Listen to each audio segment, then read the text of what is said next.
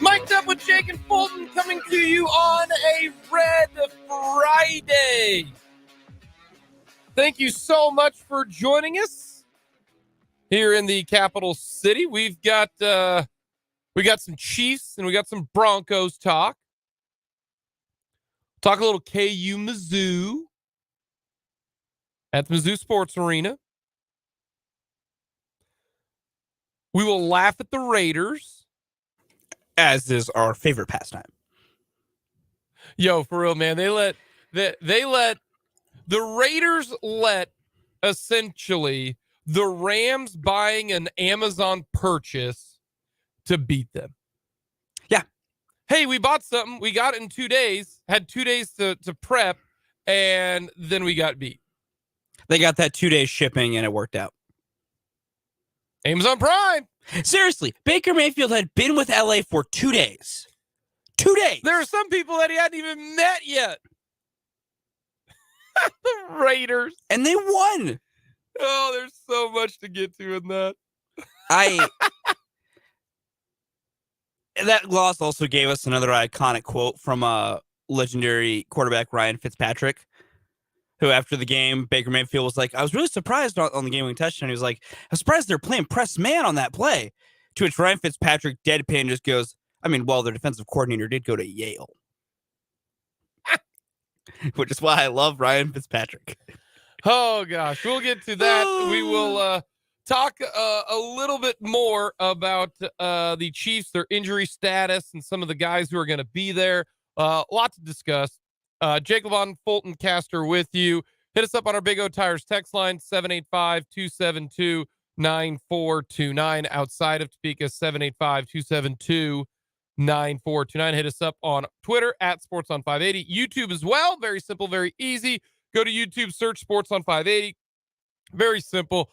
Click on the mic'd up and the 580 Sports Talk image. Click subscribe. Very simple, very easy. And you'll get notifications on when we go live. It's very, very, very simple. It is the Denver Broncos and the Kansas City Chiefs. Real quick, Fulton. When was the last time the Broncos beat the Chiefs? 2015. More specific.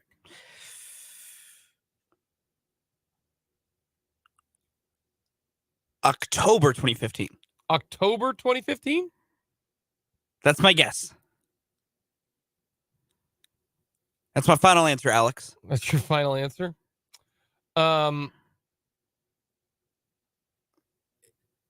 It's not October, but I can tell you this. The last time that the Denver Broncos beat the Kansas City Chiefs, the Royals hadn't won, or the Royals have won the World Series, and since then, the Chiefs have won every game.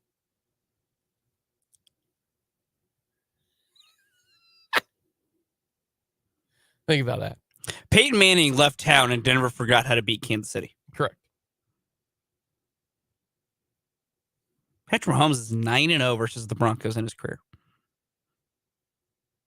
The last time that the Broncos beat the Chiefs, and I remember it vividly because he's one of my favorite all-time Chiefs,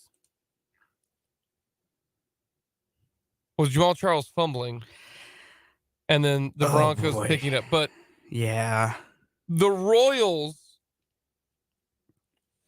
won the World Series in October. Yes. The Broncos' last win was in September over the Chiefs.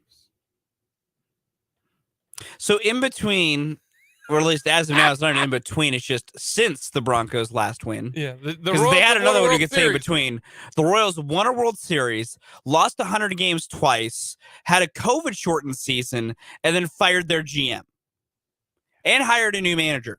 They've been through. The Royals are on their third manager. Yeah, I was going to say their third. The Royals are on their third manager since the last time the Broncos beat the Chiefs. That's why this game does mean something. Oh, yeah, of course it does. And that's why I say that this is kind of a trap game. The Broncos defense is legit. They are good. They're very good. They are. And so that gives them a puncher's chance. And if they just get a few things to go their way, we are potentially talking about that Colts game. And so when I look at the Chiefs' keys to the game, as we do on Fridays,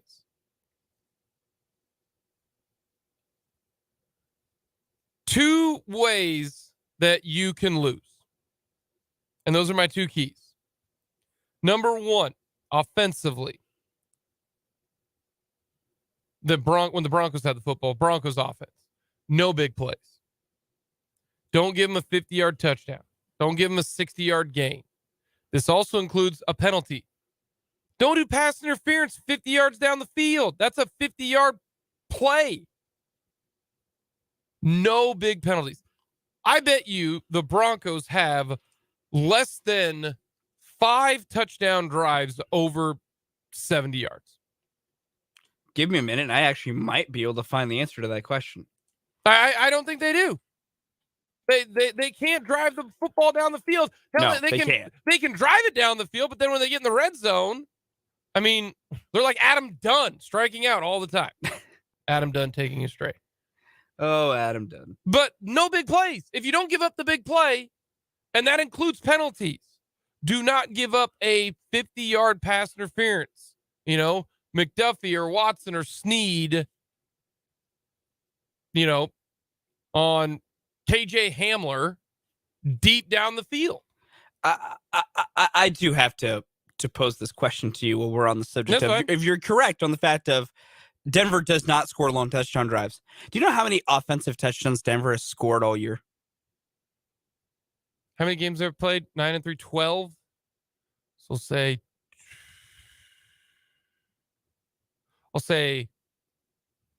12. I'll say 12. You're close, but no cigar. 14. There are games that haven't scored a touchdown. Multiple There's several. games. Yeah. Three of these touchdowns came against Jacksonville. Your overall point, though, is incredibly correct. The Broncos are a team that is never going to score consistently on marching drives. Correct. If they're going to score on you, it's because you let somebody get busted open for 60 yards. So, no, I'm with you. That's huge. My number one key of this one, protect Patrick Mahomes. Keep him upright. Because even after trading Bradley Chubb, this Broncos defense can still get after the quarterback. They can still find a way to get quarterbacks down, pressure them, hurry them, hit them, all those different things. The Chiefs have the two tackles that have given up the most pressures in the NFL this year, in Orlando Brown and Andrew Wiley. Orlando Brown looked awful against Cincinnati. If he wants that payday, which he isn't going to get no matter what he does, unless he looks like the second coming of Trent Williams over the end of this season and through the Super Bowl, unless that happens, he ain't getting paid. But if he wants to salvage any bit of a good contract for himself, this is the week it starts. Don't get bullied around on the edge. Protect Mahomes. That is key. Because if you want this offense to stay on track, you want to be able to score points, which is, listen, you get to 21, this game's over. Denver ain't scoring 21. No. They've only scored over 20. Oh, they've only scored over 16 twice. They have a 21 and 23. You get to 24, this game is done. It's over. It's finished. Let's ride. Hit the Vince Carter. It's done. All righty. My number two key on offense. All right. Number one on defense, no big plays. Can't march it. Number two, no turnovers. How did they lose the game to the Colts? Turnovers. No turnovers. How do bad teams hang around? Turnovers. We talked about pastries yesterday. The worst kind of pastry in football is the turnover. Look last night against the Raiders. Rams, right? Raiders drive it all the way down into the red zone. If they just get a field goal, game's over. Instead, Derek Carr throws an interception. They scored 3 more points after that.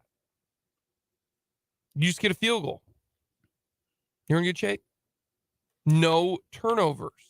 If the Chiefs do not turn it over in any facet, kicking, punting, getting off the bus, warming up, getting a drink of water on offense, on defense, if they intercept a pass and then they fumble, they win the game. No turnovers. No muff punts. No dumb plays on kickoff return. No turnovers. They win the game. Guaranteed. Guaranteed. They win the game. The Chiefs have turned the ball over in 7 straight games. No, that's who they are this year. They're averaging 30 points a game while having a negative turnover margin. That's incredible. It's insane what the Chiefs have done when it comes to turnovers, and it is an important thing that they keep in mind, that they keep control of the ball. Because, giving away possessions is a way to let a bad team continue to hang around. My second key in this one is both for this game and just for momentum going forward. Pressure Russell Wilson. One, Russell ain't the same guy he was before. If you pressure him now, he can't Houdini as well as he used to. And you can actually cause Denver's offense to have even more issues than it already does. We can get Russell off his spot and force him to scramble and run around. Because also, man, those Broncos receivers do not know how to do a scramble drill. They are real bad at getting open for Russell down the field and finding spots. So one, it helps you in this game offensively. Well, because in this game defensively to mess with the Broncos offense. And two, this pass rush needs to come alive these last 5 games. You're facing 5 not elite teams. You should be able to, in these 5 games, get pressure and generate sacks and look like a competent pass rush for 5 games. It starts in this one. Because if you can't, that's my only worry going into the playoffs. If you can't, in these last 5 games, look like you have a consistent pass rush, well, then I actually would have a worry come playoff time. So it starts this week. Get pressure on Wilson. It's not a great offensive line. You're going to get one-on-one opportunities. Everyone not named Chris Jones. Someone go win one. And that's why my big chief is Furious George. This is George Karlaftis, man. To have a big game. This is the George Karlaftis coming out party. I'm just trying to put good mojo and put vibes and put it out there. The George Karlaftis game. How about that? I'm much in the same vein. I obviously don't have George. You have George. What happened to Mike Dana? Like, he was playing really well. He got hurt. And then he got hurt. But even when he came back from injury, he was playing well. And he's just, these past few weeks, kind of fallen off the face of the planet Earth. I think Mike Dana have another game to come back and play well. Other guys aren't stepping up. You were the guy that was stepping up and being that extra pass rusher that helped Chris Jones earlier this year, that let the pass rush be competent and found a way to get home when you could, or at least generate pressures and cause some havoc and cause some mayhem. I want to see that Mike Dana again. I want to see him perform and step up and play well. So Mike Dana, my big chief this week. What we're trying to say is anybody not named Chris Jones play well. Someone not named Chris Jones on the defensive line get consistent pressure. I'm not even asking for sacks out of these guys to a certain extent. Just consistently be collapsing the pocket. Consistently have your name being called because you're around the quarterback. Because against Cincinnati, they were getting stonewalled. That can't happen. That cannot happen. Someone not named Chris Jones do the job you're paid to do. That's all we're asking for.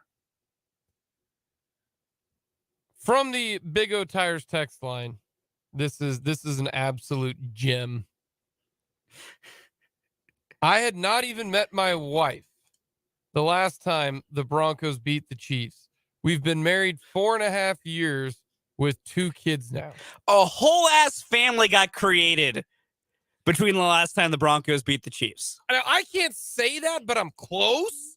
I met my wife at the end of 2014. Yeah, that's close. So I can't quite say that. Yeah. That's way cooler than saying, well, they beat the Chiefs one time. But yeah. A whole ass family got created. Yeah, the guy's married 5 years and has 2 kids before that. That's tremendous. Tremendous. That's tremendous content. Yeah. I'm trying to think of what else has happened, since September of 2015. There's been a lot go down. Were you still in high school? No, I graduated in 2014. Yeah, that's crazy too, isn't it? A little bit. No, like it's almost been since you left Mays High. Mays South. Mays South, the Colonels. Not even close. I don't know. I know Mays is the Eagles. I don't know what Mays South is. Mavericks. The Mavericks. Gotcha. We have a bull statue up front. It's kind of cool. Okay. You've almost been at that. That's incredible. I love this kind of things. My favorite one about KU and the stretch that they went winning Big 12 titles was the iPad wasn't even invented yet. That was a fun one. The iPad wasn't even a thing. That's terrific. Hit us up on our Big O Tires text line. Let us know something that has happened that is sneaky hilarious since the last time the Broncos beat the Chiefs in September of 2015. I love the fact that the Royals won a World Series since. They've won a World Series. They've lost 100 games twice, and they've had 3 different managers. That's awesome. Coming up next, stunner at the World Cup. And I'm going to relate how people complaining about overtimes and all that kind of stuff to the World Cup. Because we're going to go there. We'll get to that coming up next.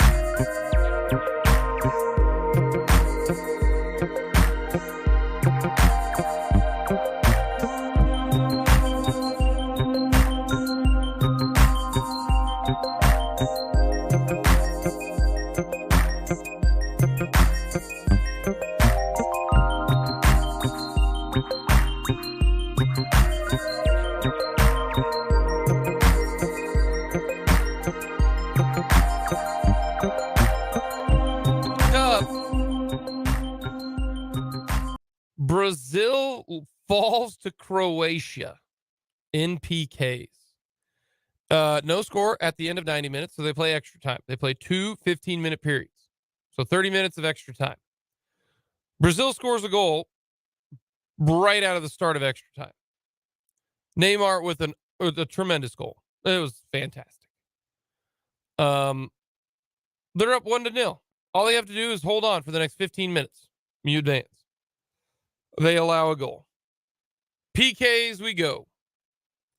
Brazil on the first one. Croatia makes 4 in a row. Brazil has to make the last one. Stoink off the post. Croatia wins. I don't mind PKs. To me, what you want to know what PKs are? PKs are sudden death in overtime. Old school NFL style. Don't care who wins the coin toss. Just produce. And if you don't, you don't. Kick off, catch it, get 20 yards, kick the field goal. They gave you time, even extra time. I mean, for real. You know, so I don't mind PKs. You know, you can't play forever. It's pressure packed, man. PKs, you know, live and die by them. You know this? You ready for this? This is even wild. What state has the same population as Croatia?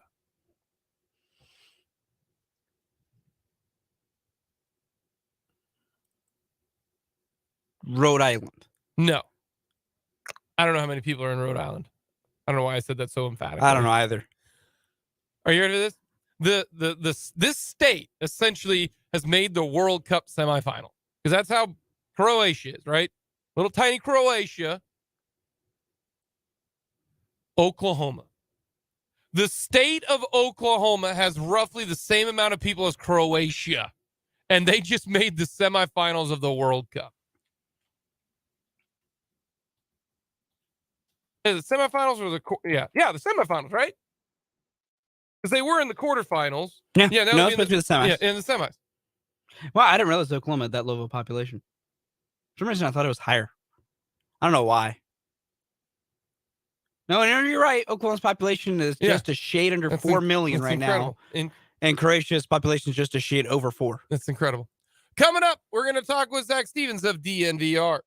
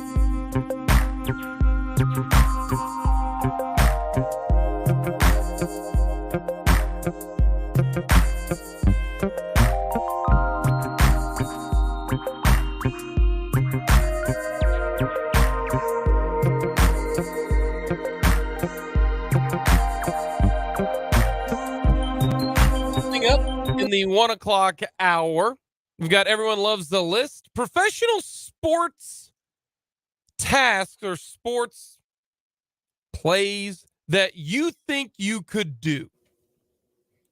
Does that make sense? Like, for example, a free throw. Think you can just make a free throw in an NBA game. I want like your confidence level on what you could do the best. Does that make sense? Sure. No? No, I understand. Okay, like, do you think you could hit a baseball against the pitcher? Like, so I want you I don't think any of us could do that. No, I see your point. Speak for yourself. I'm gonna go yard. I would love to see you hit a 95-mile-an-hour fastball. No, I wouldn't hit it. I wouldn't. And that ain't gonna be on my list. It's not. There are certain things though that I think you might be able to do. So we will get to that for our list coming up as well. We'll talk a little KU Mizzou hoops. But right now, we're going to talk all things Denver Broncos and Kansas City Chiefs. He covers the Broncos for DNVR, does a fantastic job for him. Follow Zac Stevens on Twitter, Zac Stevens at DNVR. We've had Zac on the show a whole bunch. Does a great job covering the Broncos. Zac, I got to ask you, did anyone see this year coming for Broncos for just everything? A 3-9 with all of this is like, how far out of left field is this? Oh my gosh, guys, it is as far out of left field as possible. No one could have seen this coming. And it really roots from just where the Broncos have been the past 5 and 6 years since Peyton Manning retired. Their team, they had a pretty good team, but they never had the quarterback. So for 5 and 6 years, what people in Denver have been saying, and even I was saying, rightfully so, I thought, was you get a quarterback in here, and this team is... Oh, we lost Zach. But he's right. Like, nobody thought of this. Nobody thought this was going to happen. That's what makes it almost, at least, for for Chiefs fans, it makes it hilarious, obviously. But even just the casual fan, how many media members on the national media said, oh, yeah, for sure, Broncos are going to be in the mix for winning the AFC West? Like, nobody saw this coming. Let's try to get Zach back on the line. Zach, sorry, that's our fault. We had some technical difficulties there. And you're right. You go out and you get Russell Wilson thinking, hey, things are going to be great. And I mean, it's not just been bad. It's been a disaster. Oh, it's been an absolute disaster from every part of the organization. Look, coming into this year, everyone thought George Paton, the Broncos general manager, had done a fantastic job from small moves to big moves. When the Broncos traded for Russell Wilson, it was viewed as a home run trade, a trade that could not go wrong. Well, it has gone completely wrong. And even smaller moves that George Paton's made. Now, not only is Nathaniel Hackett on a flaming hot seat, George Paton is on a hot seat as well. And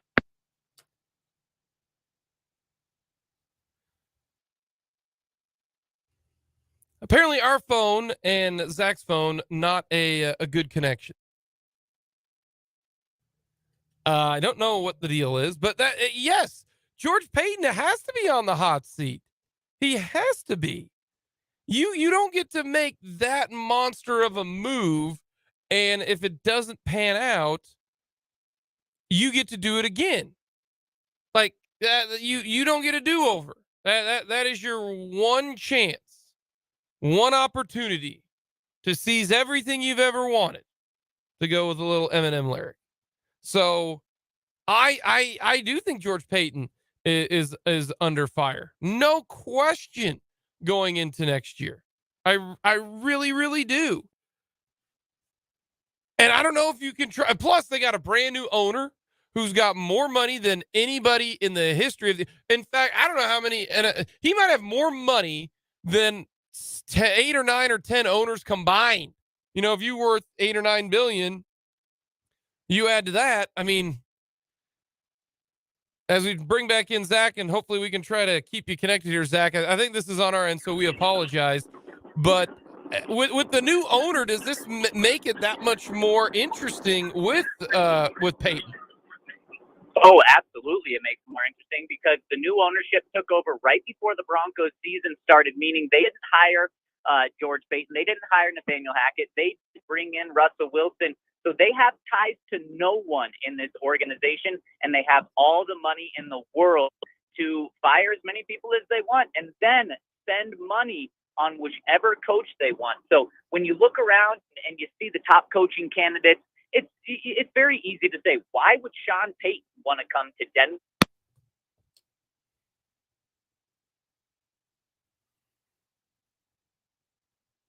Gotta love technology sometimes. It's the absolute best, is it not? Well, that was Zac Stevens. For some odd reason, our phone just keeps cutting him off. So we're gonna have to contact the powers that be to try to figure out why he keeps getting cut off. So I apologize there because he's got great insight. He really, really does. And I wasn't going to talk a whole lot about the offense. I really, really wasn't. What I wanted to talk to Zach about was I want to talk about the defense, because the Broncos defense is number 1 or number 2 in all of the NFL in defense. And they're doing it now the last how many games? Last four games, maybe? No, maybe longer than that, 5 games without Bradley Chubb, who got paid, $90 million to go to Miami. So that is why I wanted to get more info from Zac on the defense, because the defense has been very, very good. And that's the reason why you're always in the game. The Denver Broncos are always going to be in the game because of their defense. Here are the Denver Broncos scores. All right. They're on a bit of a losing streak. They've lost 4 in a row, and 7 of their last 8. You lost to the Ravens 10-9. You lost to the Titans 17-10. You lost to the Jets 16-9. You lost to the Chargers 19-16. Lost to the Colts 12-9. You're in every one of those games. That's why I don't want Chiefs fans to be like, oh, we're just going to smush the Broncos. It's not even going to be close. In fact, every one of the Broncos' losses have been by 1 score this year. No, I repeat that. Never mind. They lost to the Panthers 23-10. Yeah, so they the did. Panthers were the only ones. Yeah, they did. But the Ravens by 1, the Raiders by 6, Titans by 7, Jets by 7, Chargers by 3, Colts by 2, Seahawks by 1. They don't get blown out, folks. They don't, because their defense always keeps you in the game. We joke about, hey, the most points that the Broncos have scored has been 20 over 17. They've only been over 16 points. Yeah. Twice. All right. Here's what they're giving up. 17, 9, 10, 32 against the Raiders. Bad day. That's your anomaly. 12, 19, 16, 17, 17, 22, 23, and 10. They don't give up points. No. So when I look at this matchup between the Chiefs and the Broncos, and the spread is 9.5. All right. 9.5. Let's say the Chiefs score 24. I mean, all the Broncos have to do, essentially, 2 touchdowns. I mean, that's what you're looking at. Like that's why 9.5 points with this Broncos defense, that is a lot of points. And I think there's a little bit of, and because, we poke fun at, Mr. Hop on a Horse and Ride, that, oh, well, this isn't going to be close. The Broncos have not seen an offense like this all season. They have not faced a good offense. Ravens offense, well, Tyler Huntley was in there. Panthers, laughable. Raiders, nope. Titans, Jags, Jets, Chargers at that time. Everybody was injured against the Chargers. The Colts, the Niners were not good at that point in time. The Texans stink, and we throw away the first game of the year. They haven't faced an offense like this. They haven't faced the Bills. They haven't faced the Bengals. They haven't faced the Eagles. They haven't faced the Cowboys. So I maybe the Chiefs will drop 30 on them. Maybe they will, but I'm going to go with what their defense has done 11 out of 12 games, which is hold teams under essentially 20 points. So that's why I don't think this is going to be just a walkover. I have a completely different feeling about this game, because the Chiefs, when they think they're going to win, they don't play well. And I'm gathering everything that, even though they lost last week, I'm not sold that this is a, where they just like destroy them. Oh gosh, this offense stinks. They're going to give up 10 points. And the Chiefs will be fine. I think this is a sneaky trap game for me. I wouldn't even call it a trap game. It's just, I think it's going to be tougher than some expect, because Denver's defense has an ability to keep things closer than expected because of just how well that they can play. So I don't think anyone should be necessarily discouraged if this game ends up being, some kind of a tight one score, one possession game when things are all said and done and the Chiefs don't, win in some kind of blowout fashion. And it's just because as bad as Denver's offense is, that's as good as Denver's defense has been. Like that unit, the defensive side of the football for Denver is what has allowed them to play so many close games and keep them in for so long. And it's why there's so much frustration for Denver this year, because if their offense was just a little bit better than, mediocre, they would win so many more. Truly, if they scored 17 points per game in regulation, they'd be 11-1.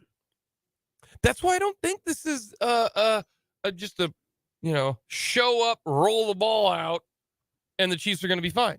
Yeah, no, this is not one of those games where you can just play a C-plus game and be able to stroll to a victory, because the Denver offense can find a way to get something on the board, and that Denver defense has the ability to shut down anyone. I do think for the limited time there that we got to talk to Zac Stevens, Hackett's gone. He's not going to be back. Probably not. No, you can't keep him. You cannot keep him. If I were the new owner, the Walmart folks, I would move on from George Paton. You can't make here's the reason why. He made a bad decision with the trade. He went for it. Great. Sold it out. You thought Russell Wilson's going to be the difference. The problem with it is you paid him without even seeing him play a down right now. We talk about this a lot on the show. Just because you made one mistake, don't double down and try to see if that mistake changes, right? You did that before. You didn't have to do that. He still had he had this year and next year left. You could have waited at the end of this year and said, oh, I get it. We gave up 2 draft picks. We cannot extend this man. You just have to, you made your bed, you got to lie in it.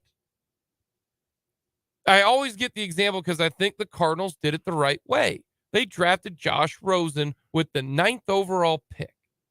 He lasted a year. They had the number 1 pick. They took Kyler Murray. Cut your losses. But making one bad decision doubles down on another. I'll give you another example. Andy Reid. Andy Reid made a bad decision on throwing the football on 3rd and 3 at the 30. And then he doubled down on it and decided to have essentially a coin toss chance at a field goal from 55 yards. From 55 yards, it's almost a coin toss. This year for Butker, it is a coin toss. I think it'd be a coin toss on 4th and 7. So not only did he make the wrong decision by not running it on 3rd and 3, but then he doubled down on kicking the field goal. You screwed up. The cover-up, right? Oh, no, I broke the lamp at my house. Just admit it. Mom, I was throwing the ball when I wasn't supposed to, and it hit the lamp, and it broke. Now, if that story is very specifically detailed, it's because that definitely did not happen at my house when I was 8 years old. It definitely did. But what did we try to do? We tried to kind of fix it. And then all of a sudden one day that just broke because obviously it's not going to stay together. And then what do we do? Oh my God, what happened? Yeah, we got in more trouble because why? We doubled down on our mistake. Just own up to it. That's why George Payton's got to go. Reset everything. In fact, who do the Chargers play coming up? We'll get to that in around the NFL. But if Brendan Staley doesn't make the playoffs, he's gone. He's gone. There will be 3 new head coaches in the AFC West. Well, it should be, but I don't know if the Raiders will because they have no money for a buyout. Yeah, the Raiders are just poor. Mark Davis has no money. He is living honestly year to year, paycheck to paycheck with the Raiders because he doesn't have that money in the bank. Probably he's got to wait for the TV money to come back.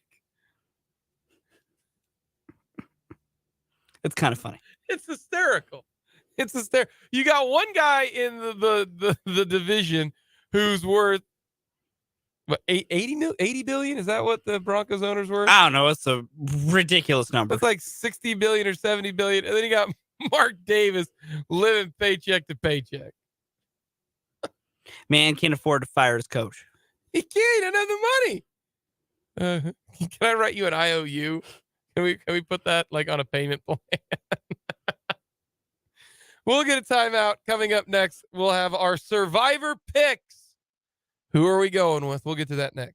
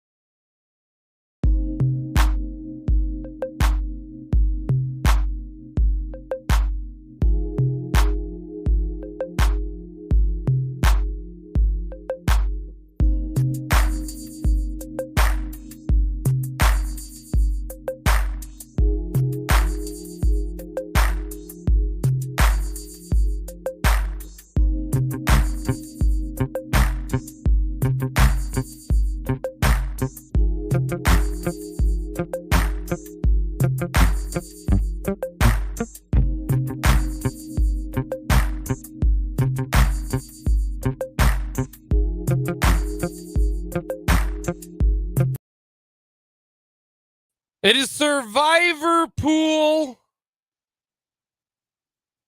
picks. We are on week 14 in our Survivor Pool. Fulton, do you realize that I have made almost 10 picks since you have bowed out? Yes.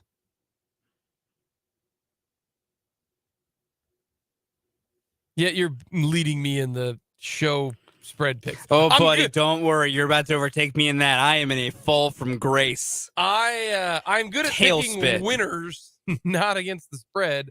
So we're moving on to week 14. I am taking the Seattle Seahawks.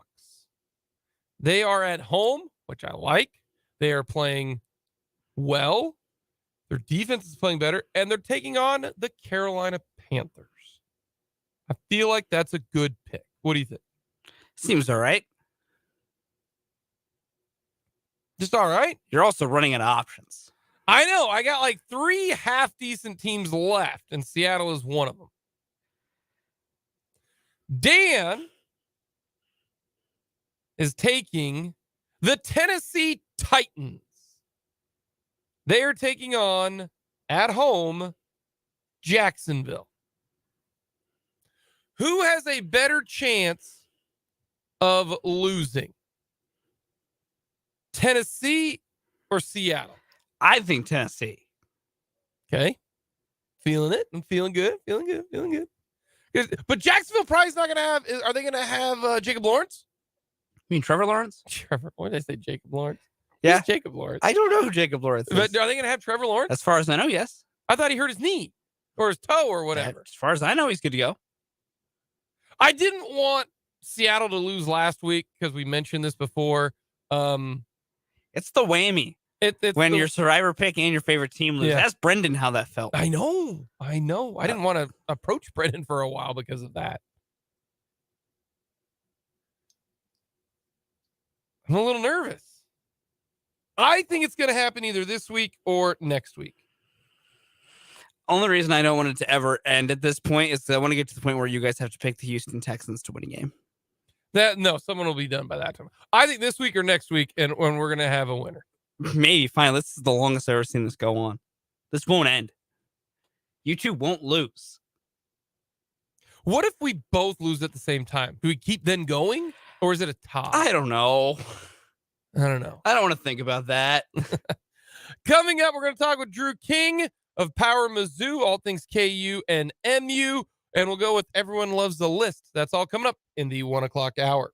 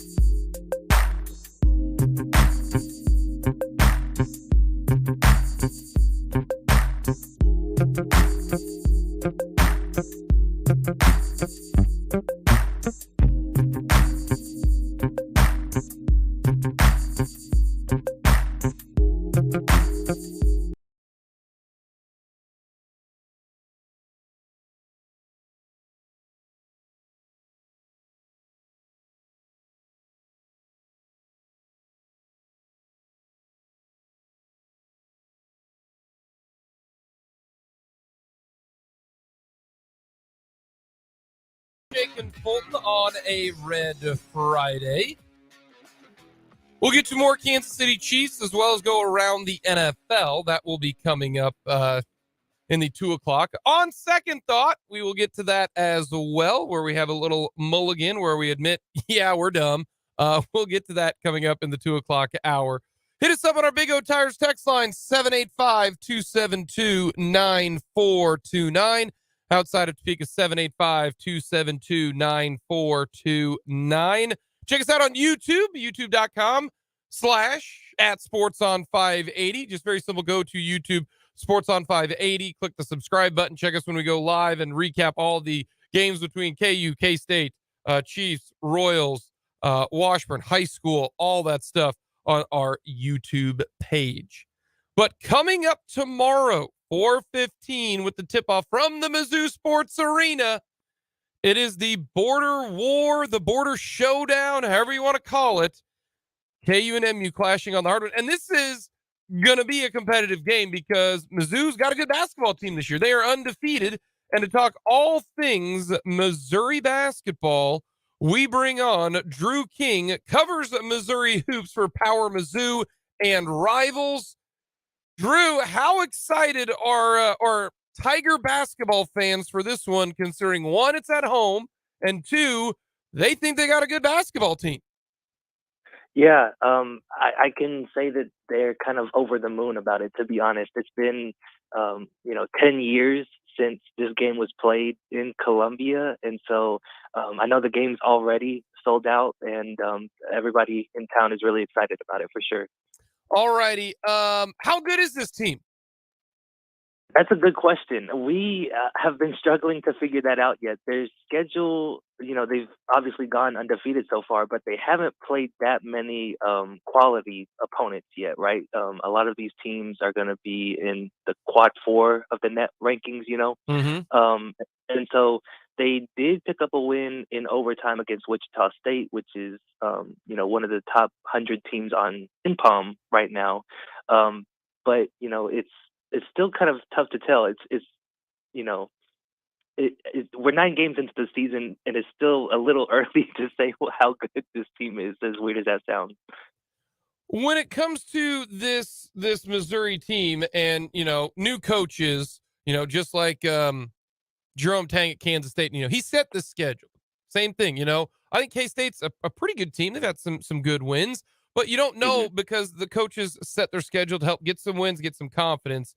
But when it comes to this basketball team, what does the fan base like about Dennis Gates? What do they like about the new guy who took over for Quanzo Martin?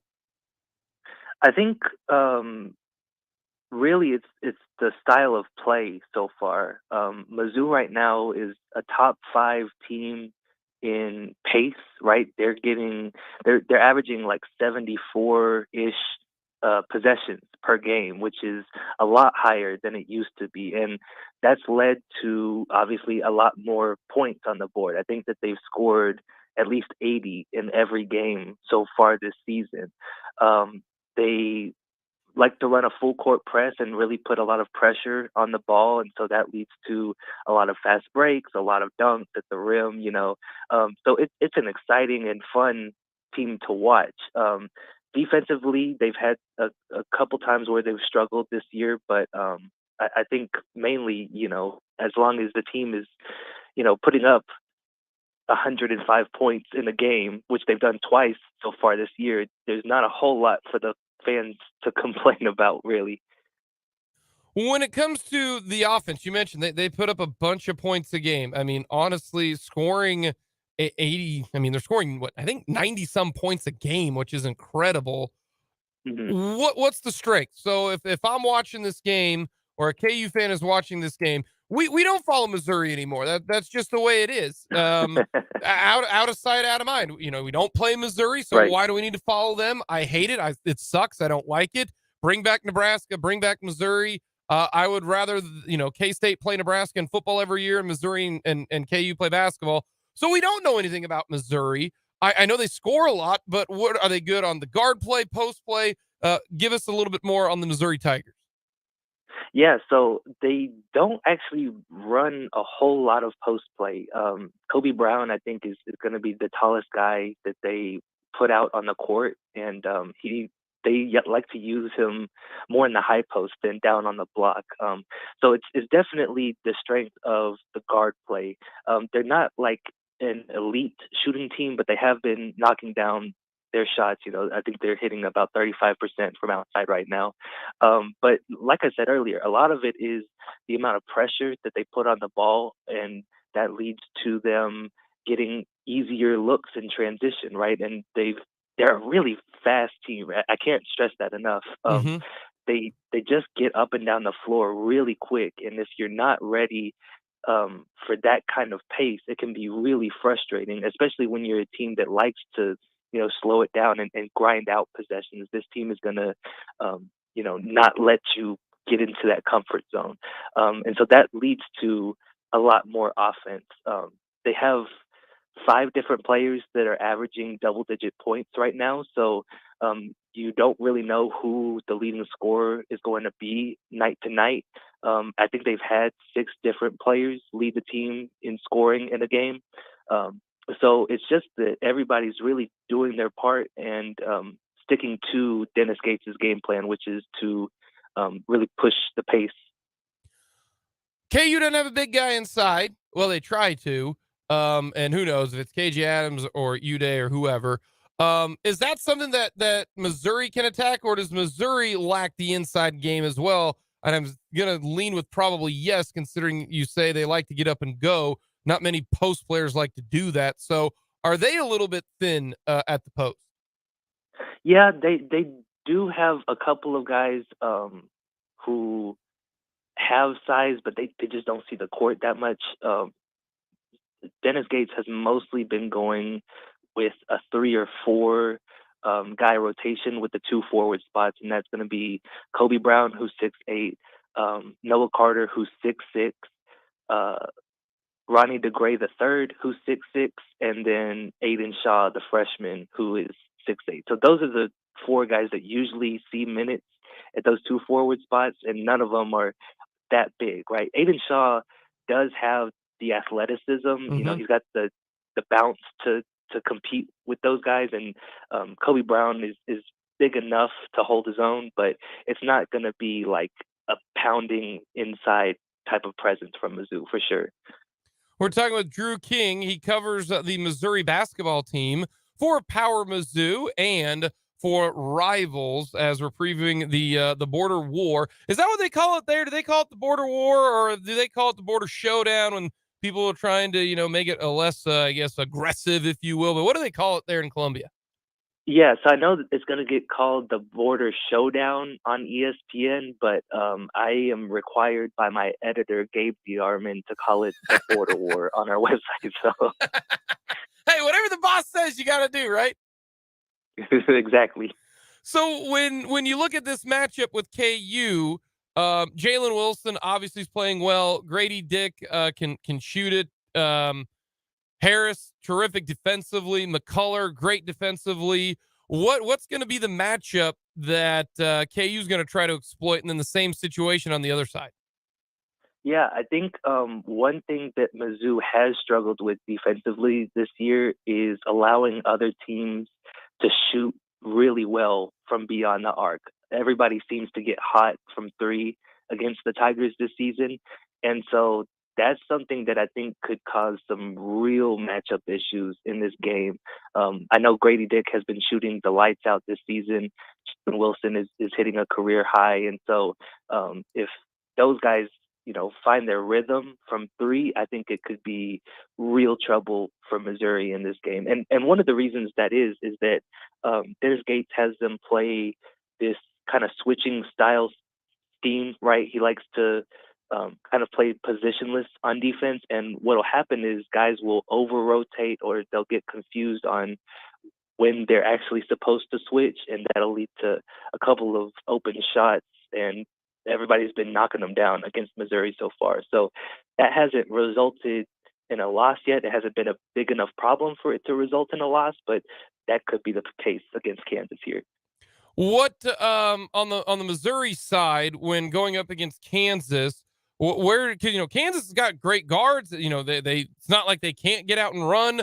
What's the angle for the Missouri Tigers then to take at, especially because if you've got a big dude, we saw Tennessee. My goodness, Tennessee just mauled the Jayhawks. Like, that wasn't really a game because they were so big. Missouri's not like that. So is Missouri just going to have to outplay the Jayhawks at the guard spot, in which I don't know if they've got the same type of Jimmys and Joes there? Yeah, I think I agree with you. I think that they're gonna try to force DeJuan Harris to pick the ball up as soon as he can.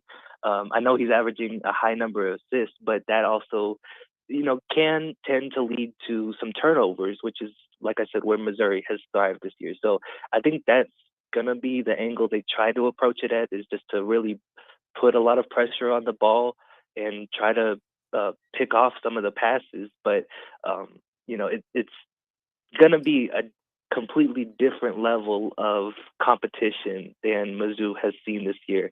And it's also going to be a different atmosphere than they've played in, right? When we're talking about a sellout crowd, there's going to be 15,000 people in the building. Mizzou hasn't played in a game with more than 10,000 people in it yet, right? So we're talking about like a much bigger crowd, and we'll see how they react to it. But that's how I think Missouri is going to go about it, is just to really try to lock in on the ball. This rivalry hasn't been played in Columbia in 10 years, as you said. Do the players know about this? I mean, Dennis Gates has not known about this. You know, Bill Self, obviously, yes, he's been around. And he can mention that. And Bill has also had, you know, former players come in and talk to him about this. So do the Missouri players know about this rivalry? I think that they're aware of it, especially with how much they've been told by the people around them, and they see, you know, there is a sign like in front of Mizzou Arena that says "Beat KU." So I think that they're aware of how much it means to the fans, the alumni, the students, the community. I don't know that it means all that much to them personally because they haven't been a part of it yet. But I'm not sure that you can prepare for something like that until you are a part of it, right? That's something that we talked to Kim English yesterday, and that's something that he agreed with, was that you really don't know what you're stepping into. And Dennis Gates brought up, you know, it's a pretty experienced team. They have guys that have played in hostile environments and in rivalry games, but it's not going to be anything like what they're going to see on Saturday, I don't think. The line is 3.5. Is that right in your mind? Do you think KU's a 3.5 point favorite? That's a good question. I do think it'll be a pretty competitive game. I'm not really gonna. That's a tough one. I think 3.5 might be the right range for it, to be honest with you. I think it's going to be a pretty close game. Ken Palm, I'm looking at it now, has Kansas winning 80-77. So I think 3.5 is right on the money. All righty, my last two questions, two for the road, where you can just let me know what pops in your head first. Do you think Missouri ducked KU in a bowl game? Ooh, okay. I am not as familiar on the football side of things. Okay, as I didn't know. Okay. I do know. Everything I've read from the Missouri side said they did not duck Kansas. So Okay. I'll leave it at that. All righty, I got you. And finally, does Missouri make the NCAA tournament this year? I think that they're going to be right on the bubble. That's been my prediction since before the season. I haven't seen anything that makes me consider otherwise. I think that I think they're going to be like one of the last couple of teams that sneak into one of the at-large bids. That's kind of where they're projected right now. And their upcoming schedule, you know, they've got Kansas this weekend, and then they play UCF, Illinois, Kentucky, and Arkansas. So it's going to be a really tough stretch here. And if they can, you know, pull one or two wins out of those 5 games, I think that will keep them in contention for a spot in the Big Dance. And if they, you know, lose against all of the, you know, top 15 schools that they're about to play, I don't necessarily think that means that they're out of the running either. I think that just means they're not one of the top 15 schools in the country. Drew, thank you so much for the time. We appreciate it. Great insights. And anyone listening, boy, you now know what to watch for when it comes to the Border Showdown coming up tomorrow. Drew, thank you so much for the time. Yeah, thank you for having me. This was great. Drew King, Power Mizzou, the rival site for the Missouri Tigers. Good Lord, that's a schedule. Yeah, we're about to learn a lot about Missouri. Oh, my goodness. So they're going to play KU, which is ranked 6th. Yeah. They're going to play Arkansas, which is ranked 9th. Yeah. They're going to face Kentucky, who's ranked 16th. Illinois is ranked 17th. Did I miss anybody in there? I don't think so. Oh, UCF. Is UCF good? I have no idea. They're not terrible. Are they getting any votes? I don't think they're receiving votes at this moment in time. Hey, K-State got 1 vote. Missouri got 2. Iowa, Charleston. I don't think they are. Did I miss them in the rankings? I don't think so. They're not receiving votes. Man, that is a stretch. It's not fun for sure. UCF, for what it's worth, is 6-2. Okay. All right. What are they in Ken Palm? Let's find out because I do have the Ken Palm rankings open on my computer. I'm gonna find it before you do. Yeah, probably. 73. Oh, I was just scrolling to that spot. You use Control Find. I scroll and use my eyes. Yes, I'm called being efficient. Yeah, and I'm called Old school. better. Yeah, they're 73rd compared to Missouri's 50th. I will give Missouri credit. They are 12th in offense. Yeah, in they Ken can Palm. go, man. They're 125th in defense. What's the over-under in this game? Oh. It's probably sitting at like 150 something. 160 and a half. That's fair. I'm taking the over. That's a lot of Missouri points. can't play defense. They're 125th in defense according to Ken Palm. KU can play some KU can play a lot of defense. They're 15th in defense according to Ken Palm. But yeah, Missouri likes to run. I think Uh, Missouri's in the top 5 in tempo. I need to find out what the over-under Yes, is they're 4th. on kind of some points. Because if Grady Dick's listed at like 14, bet the over. Not a bad idea. Coming up next, everyone loves the list. Professional sports tasks that we could accomplish. We'll get to that next.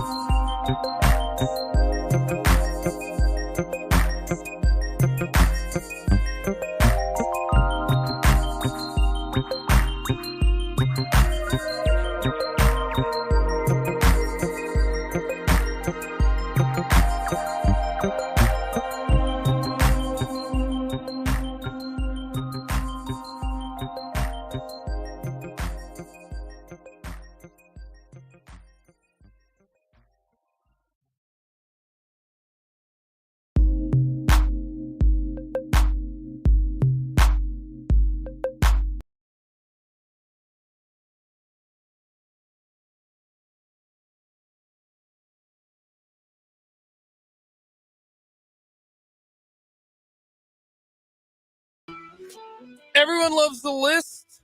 In light of today watching PKs, I got this.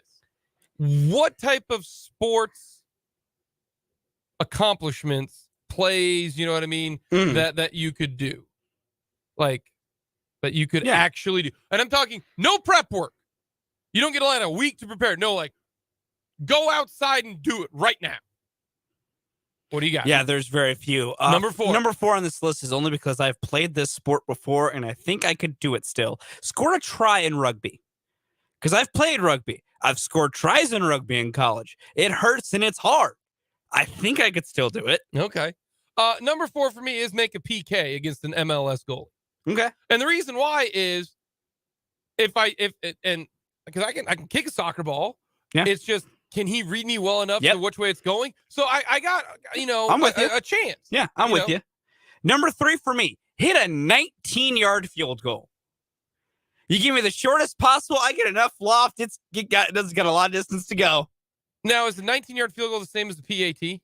Yes, the old PAT, the college PAT. Yeah. Yeah, the super short one. Yeah, my number 3 is make a 20-yard field goal. Yeah. I think right now, if I tried, I might be able to. Number 2 for me, I think this should have been higher on your list, Jake. It's make a penalty kick entirely because you just got to make sure you make the goalie guess wrong. Okay. I put That's that why. number 4. It's pure luck. Yeah. But here's the thing. All of mine, that's the only one that involves some type of defense. That's fair. Kick a 24-yard field. Number 2, make a free throw. That's fair. Number 1 for me is make a free throw. There's no one there to pressure me. Just make a free throw. Mine is make a 10-foot putt. I couldn't do that. Make a 10-foot putt. I think that's the best thing that I could do. And we're talking at like the elite level. You know what I'm talking about? Yeah. Coming up next, we go around the NFL.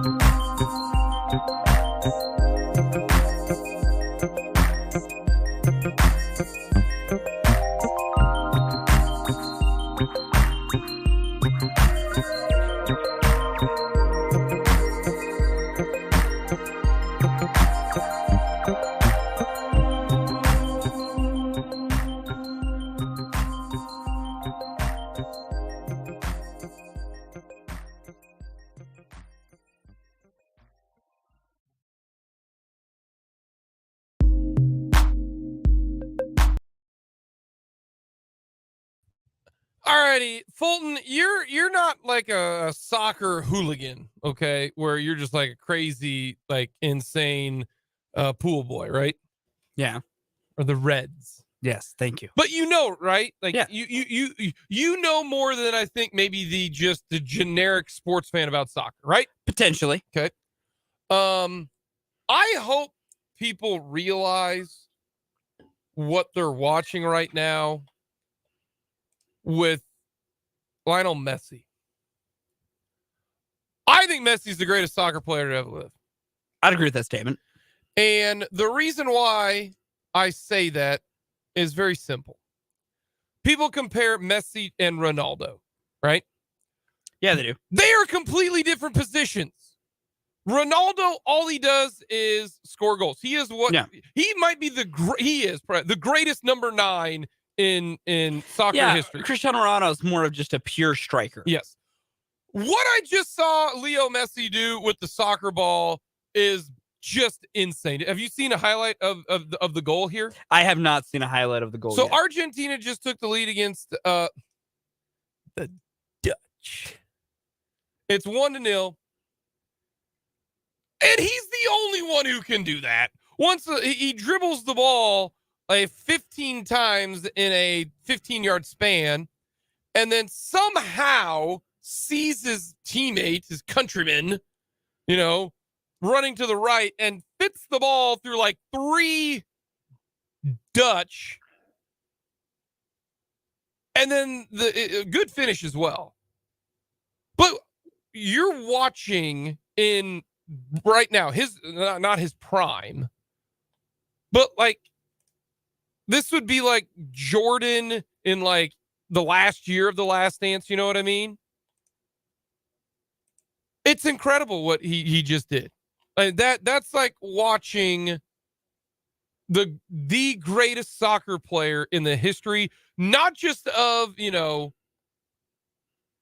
South America, the world, the history of the game. It's like Usain Bolt, I think, has the biggest flex in the history of sports. I am the fastest human to ever walk the earth. That's a big flex. It is.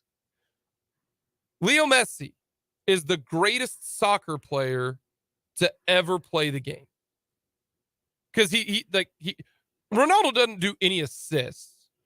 Messi is just an absolute freak show. Have you seen it now? Have you been able to? No one will put highlights on the internet. You got to follow Fox. You got to follow Fox Soccer. I'll go do a little. Yeah, no, I follow I follow soccer or NBC Sports. They just tweeted it out. But just an absurd 1, 2, 3. Right, here we go. I got a video. Let me watch. I want to watch you. I want to watch see you. What our guy did. Yeah, live. Yeah, thank you, Fox. I don't need your logo there being for forever. Is that probably hitting it like? He no-looked that. He dribbled it like 8 times right when he got it, and then fed it through what? 3 to 4 guys? 3 Dutch people on like a hook. That was absurd. That's banana land. That was absurd. I mean, that's like watching Tiger Woods in 2000. Just incredible. Or Roger Federer when in like 2008 or something like that.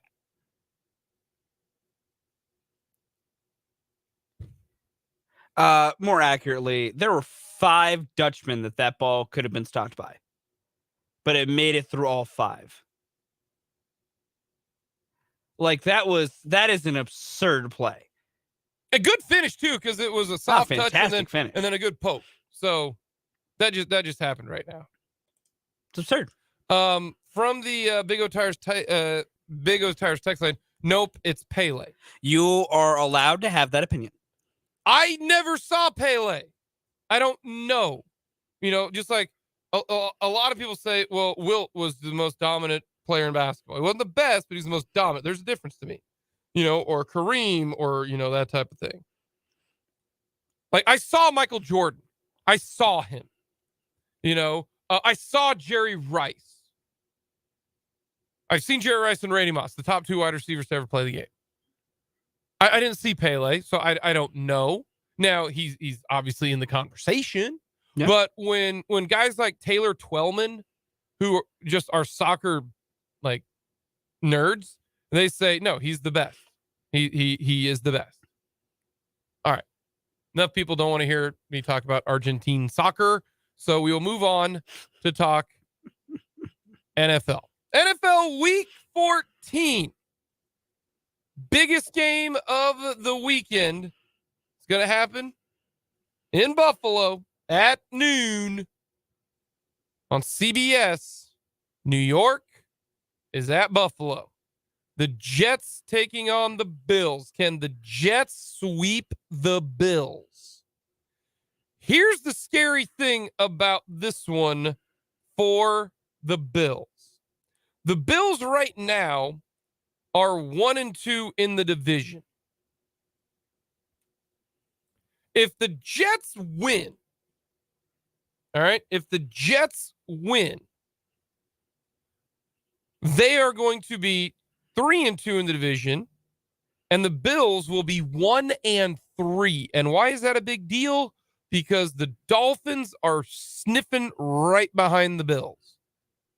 And the Jets, if you beat the Bills, I think the Jets are a guaranteed spot in the playoffs. Because this is a game that I don't think that they're going to win, but I didn't think they would win the last time. Now, they got Mike White at quarterback. Now, the thing about Mike White at quarterback, all right? Since Mike White took over for Mr. Steal Your Mom, here are the teams that he has faced. The Bears, and their crap defense, and the Vikings, who give up a boatload of passing yards. The Bills are a different animal. Now, the Jets beat the Bills mainly because their defense was that good. But I want to throw in a little bit of nuance and context there. But I think that's the biggest game of the weekend, Jets and Bills.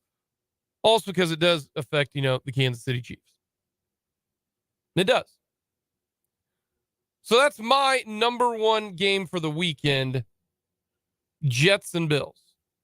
I've always said, I don't know if you remember this, Fulton, but I've always said Jets, Jets, Jets, Jets. Sure, you have always said Jets, Jets. All the time. All the time. All the time. Just always the thing you're pointing out there. Mm-hmm. No, that's easily one of the more important Okay. games this weekend, being Jets and Bills. Like, that game has a lot on the line to it. Bucks Niners is going to be interesting. It's got a lot on the line, and the Niners trying to keep up their pace in the NFC West, trying to do what they need to do. The Bucks trying to make sure they can win the NFC South.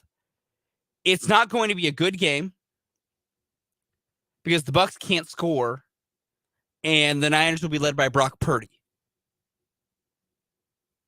But that game has a lot going for it. That's another one of those games to where it's not going to be pretty, probably, but there is a lot at stake, which therefore makes it games with stakes inherently can be more entertaining or more fun to watch because it actually matters to each of those teams, whether they win or lose. So I think Bucks Niners is going to be an important one this week. Sunday Night Football should be a dandy. Go back to Bucks Niners. Yeah. I think the Bucks defense can be good, but they also can be bad. Yeah, they're hot and cold. And I'm not a Shanahan guy. No. But never would accuse you of it. I want the 49ers to win simply because it would be hilarious if an 8-9 team wins the division. Because the Bucks are 6-6. You lose to the 49ers, you're 6-7 after 13 games. So you have just 4 games left. They play the Bengals. Bengals can beat them. They could be 6-8 after their next 2 games. That's what I kind of want. I want the Bucks to have a losing record and still make the playoffs and still host a game. And then people are going to start complaining about, even though if you win your division, you shouldn't guarantee yourself a home game. Stop it. You should. It happens. Every year. It rotates. I wonder also how much tape has been put on Brock Purdy that they can figure out. Yeah. I mean, there was a reason why did he get drafted? Yeah, he was Mr. Irrelevant. That's right. I am like 98% sure he was Mr. Irrelevant this year. No, I'm 99% sure he was. Yeah. No, that is a big one. Because if they lose that game and Seattle wins, which they will, because we got ourselves a tie right back at first place. They will win it because they're my survivor pool pick. And we do. Yeah, that's a big one. That's a big one. Yeah. I think there's one other final big game in this week, and it's the Chargers in Miami. And the reason why it's a big game is you never know what the Chargers are going to do. No. You don't. You have no clue. And Miami is still fighting to win the division. Miami really is. Miami's 2-1 in the division. So if is it in LA or is it in Miami? Where is it at? It's in LA. It's in LA. Miami's fighting. I think Miami's going to make the playoffs, but the Chargers, if they lose and the Chiefs win, what happens, Fulton? ASUS is even more locked up than it was before. Nope. Make that a stronger take. The AFC West is locked up. Is It's locked over. up. It's done. It is locked up. If the Chiefs win and the Chargers lose, the Chiefs win the division in week 14.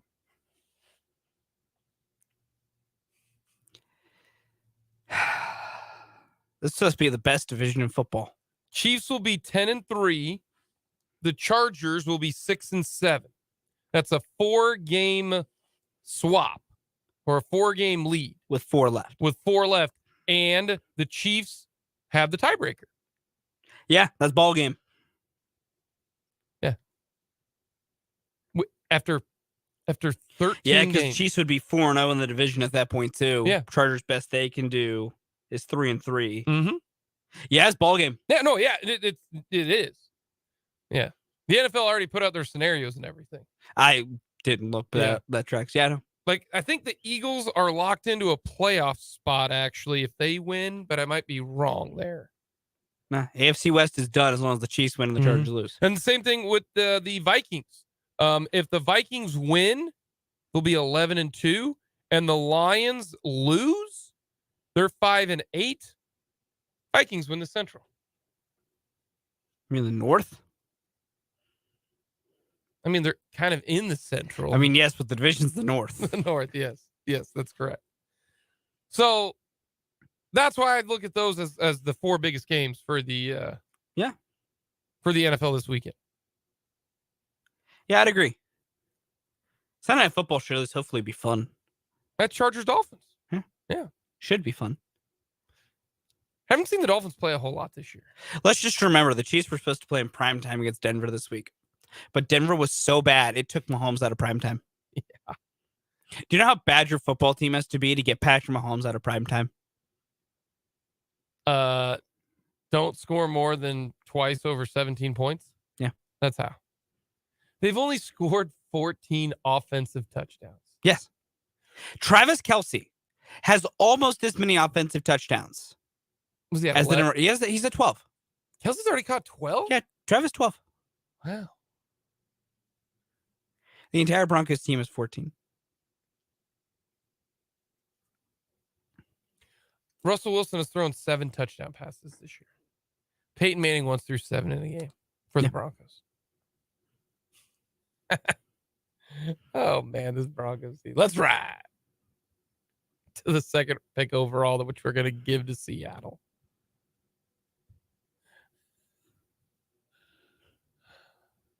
It's hilarious. It's fantastic. It's so good. It's so good. Coming up next, we'll finish up this 1 o'clock hour, and then we'll hear from Andy Reid coming up in the 2 o'clock hour.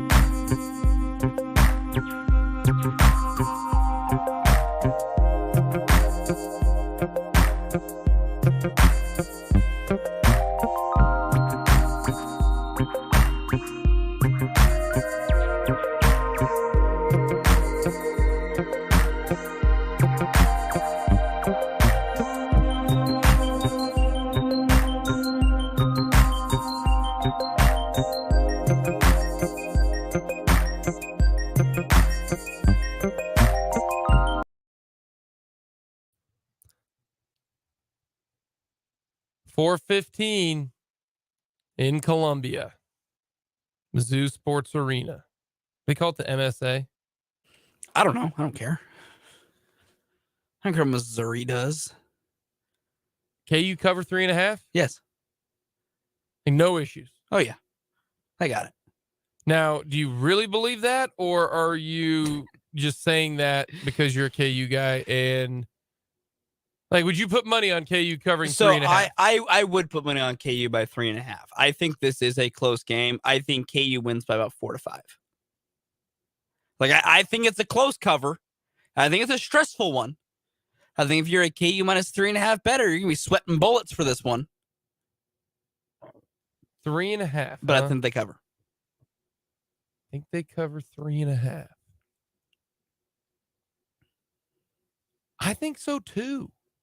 You're scoring 90 a game if you're Missouri against bad teams. But here's the thing. They're giving up 75 a game. Yeah, they can't stop anybody. They're giving up 36% from 3. They can't stop anybody. And they're getting out rebounded by 2. Yeah. Like, I feel like KU should win this game by 3.5. Missouri won't be a pushover. I'll agree with that for sure. But I don't know. Like, they struggled against Southeast Missouri. Like, they had issues winning that game. They needed OT to beat Wichita State. Which, that's no massive disrespect to the Shockers. Well, the Shockers aren't that great. But they're not world beaters. Hey, they played Lindenwood. Like, K-State played a terrible game against Wichita State, and they won by 5 in regulation.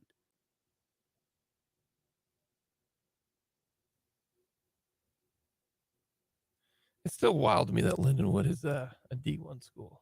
That is wild. When they couldn't even hack it in the MIAA. Yeah. I mean, Missouri sat here and gave up 85 to Penn.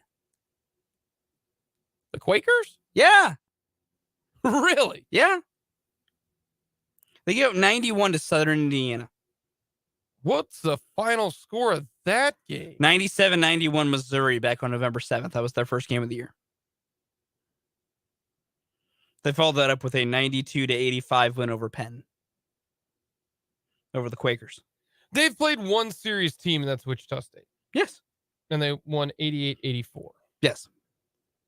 Yeah, I kind of. I think Missouri is better than they've been in recent years. And I say that as a KU fan who hates nothing more than Missouri's Cats. They're better than in recent years.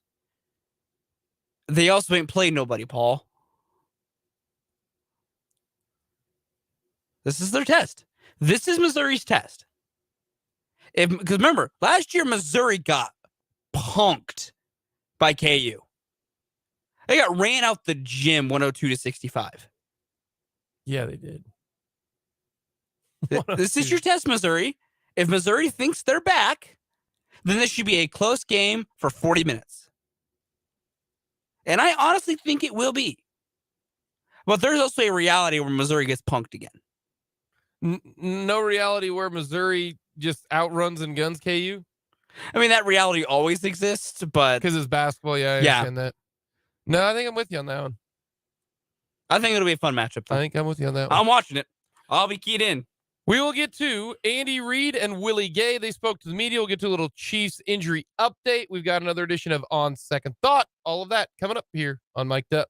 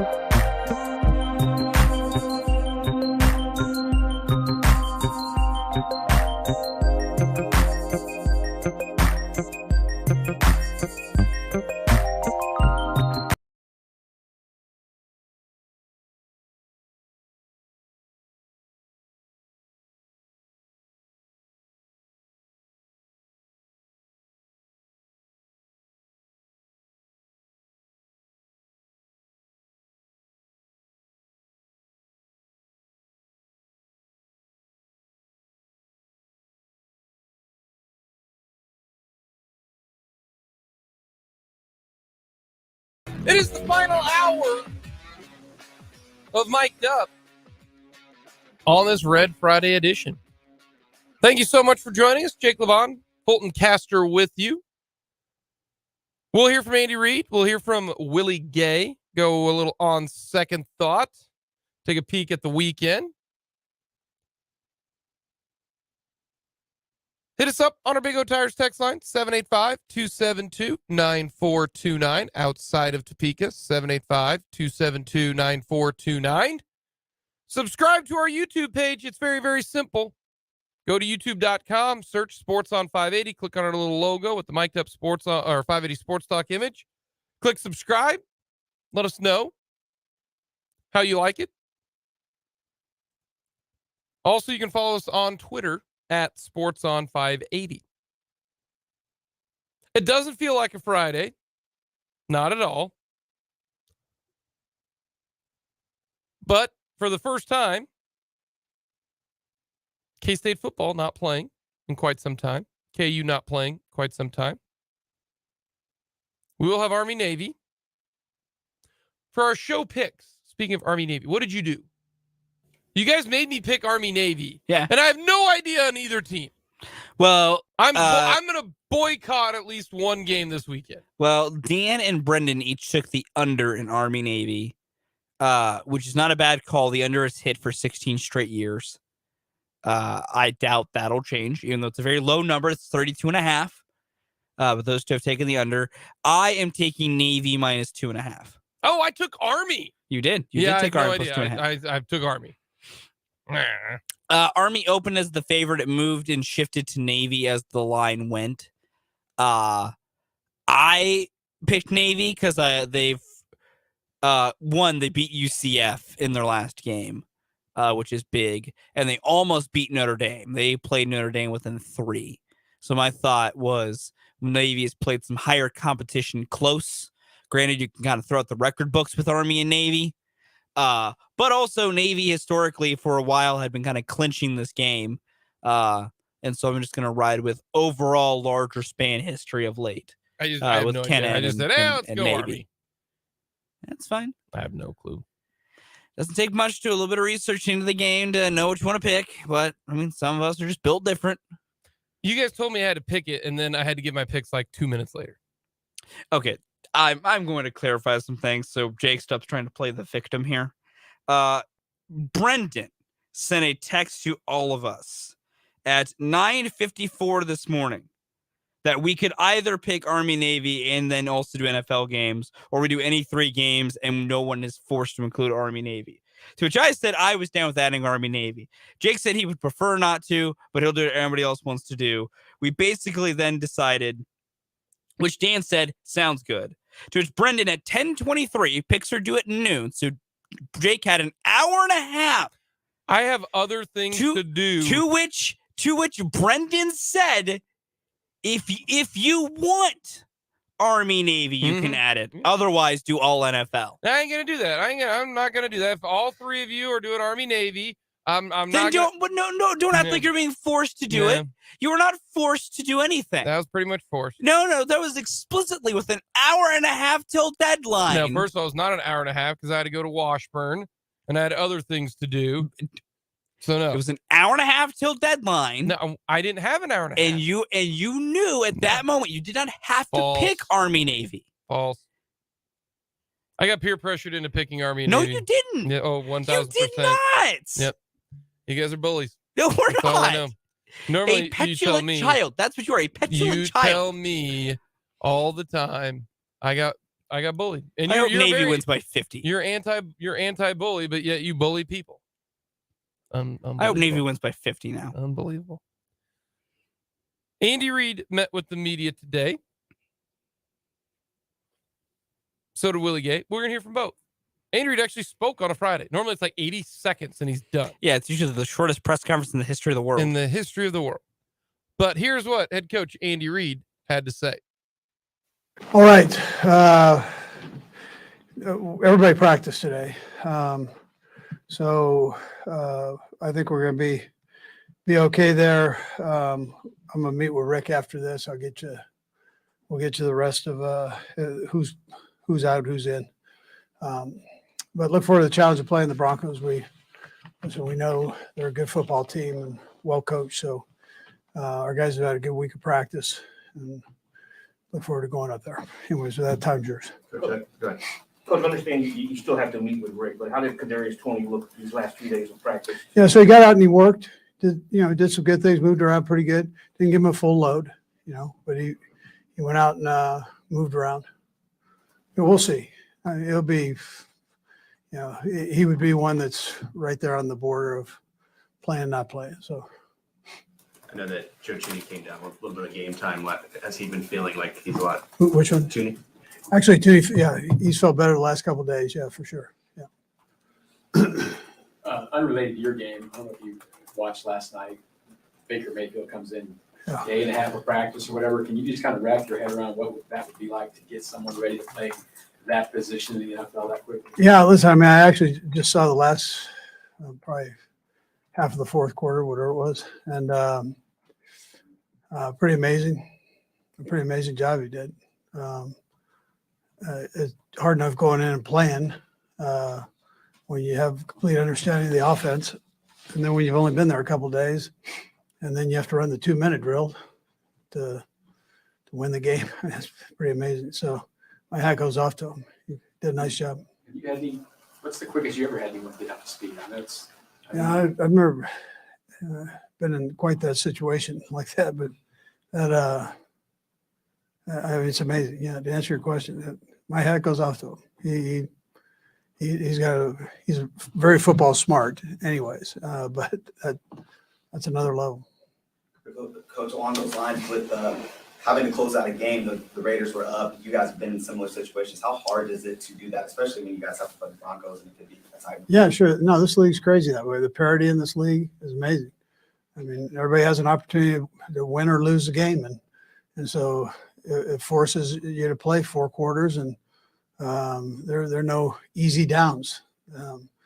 But that's what we like doing. We enjoy the game and enjoy the competition. Coach, we'll get Willie Gay in a second here. Just in general, on and off the field, how have you seen him grow this year? Yeah, I think Willie has grown. He's a father now, and that was an important step that he continues to grow, and he's doing that. He's a fun kid to be around, loves to play, and I'm proud of him for how he's handling himself. Yeah. That is what head coach Andy Reid had to say to the media today. He did mention a few of the injury possibilities, but injury report not yet released on either team, Broncos or the Chiefs. For the Broncos, Dalton Reisner. He's like the only guy I want to succeed for the Broncos. Like, I hope he's an all-pro every year. Dalton Reisner, he is one of the best dudes. Reisner, when he was at Kansas State, was a blast to talk to and to interview. And I was happy for Dalton Reisner because he's always wanted to play for the Broncos because he's from Denver, or from the Colorado area. And I was happy for him, but bummed because I wanted to cheer for Dalton Reisner, and I still kind of do. He's their Walter Payton Man of the Year nominee. Good for Dalton. He has his own foundation called the Reisner Up Foundation, which is kind of cool. So I hope he's able to play. Cortland Sutton did not practice, and of course we know that Cortland Sutton might not play in the game. Jerry Jeudy limited the last 2 days. That's pretty much the most important ones. How often will Browning beat Brown or Wiley in this game? Because Baron Brown is playing pretty good football. He's playing really well.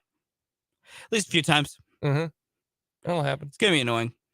But I hope Dalton Risner are able to play with the shoulder and a back injury. But the Chiefs have not fully released who is going to play and who isn't.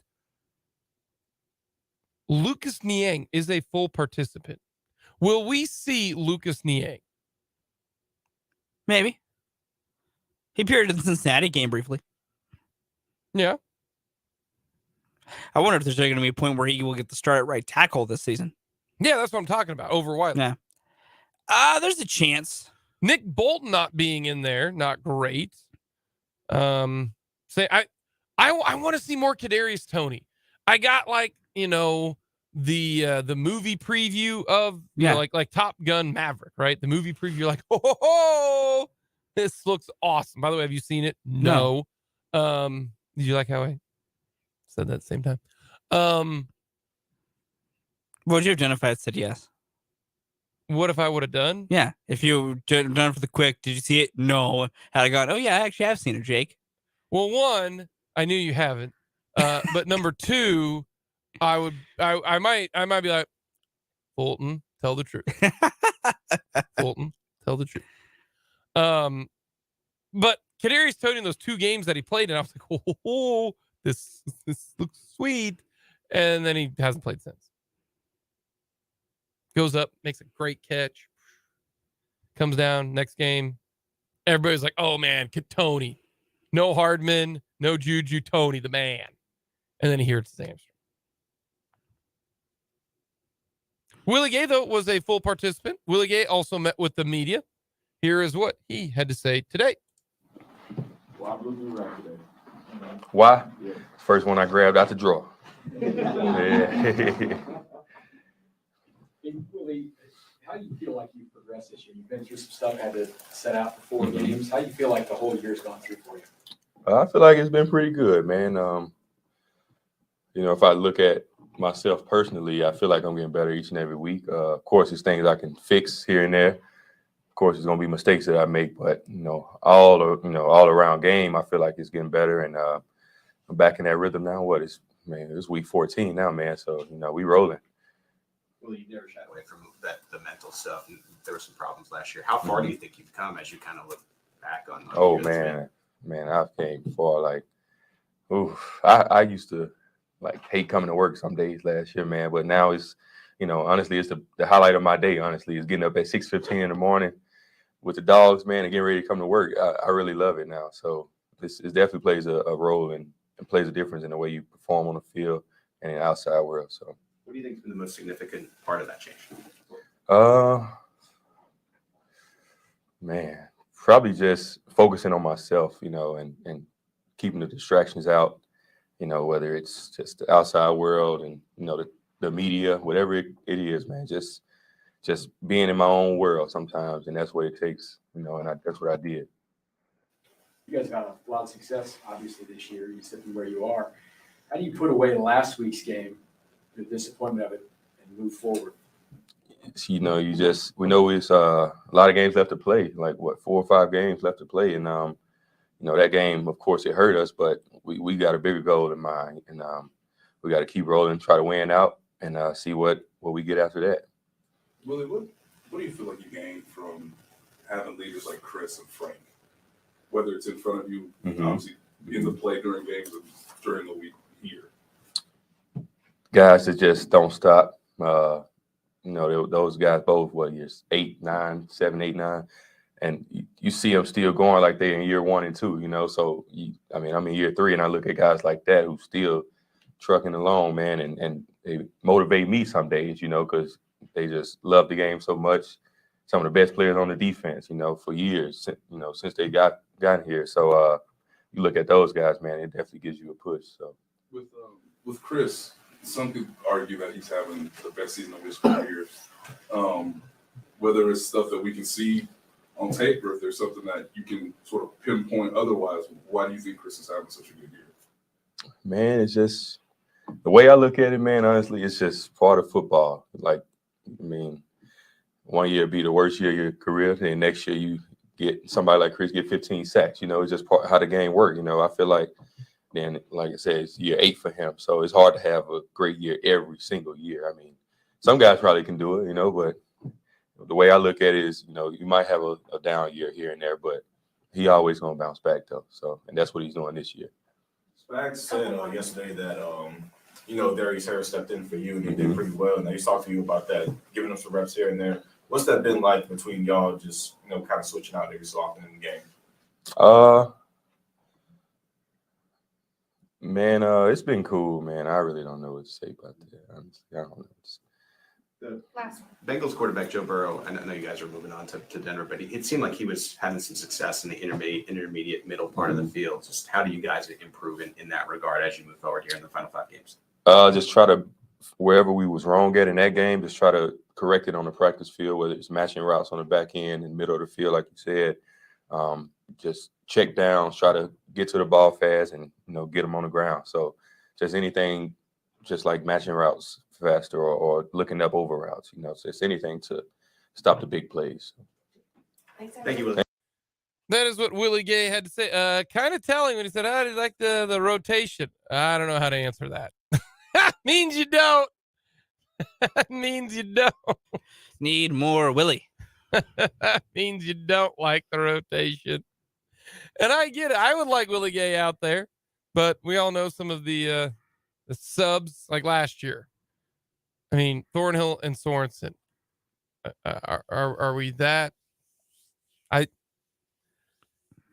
I'm not there at practice. I just know that I know who I would play.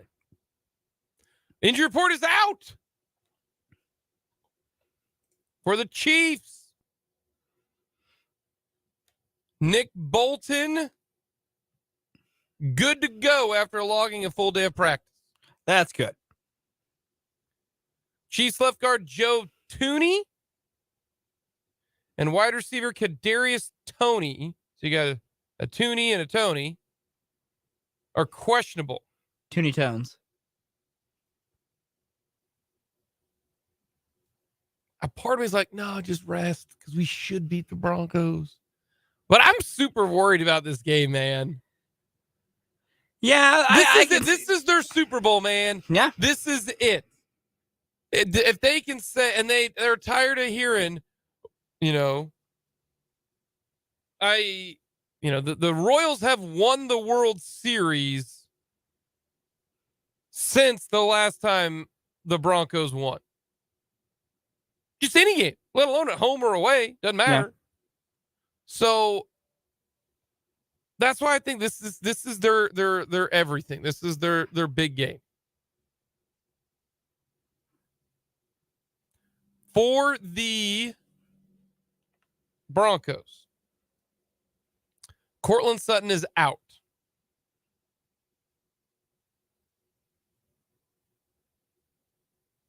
Messi just hit a ball. I don't think I've ever seen a ball get hit harder in my entire life. Sorry, I got distracted there. He hit that thing. He almost went in too. It was a free kick just outside the box. You could hardly see the ball. Anyways. Anywho. That was mesmerizing. He hit that damn thing so hard. Cortland Sutton is out. Yep. Few others that are out. Dakota Allen, Andrew Beck, questionable. Dalton Reisner, DJ Jones, and some guy named Justin Sternid. I don't know. I don't even know who that is. That's either supposed to be Strand and it was spelt wrong or it's a weird last name. Yeah. But Reisner questionable, Jones questionable, Sutton, Beck, and Allen are out. So if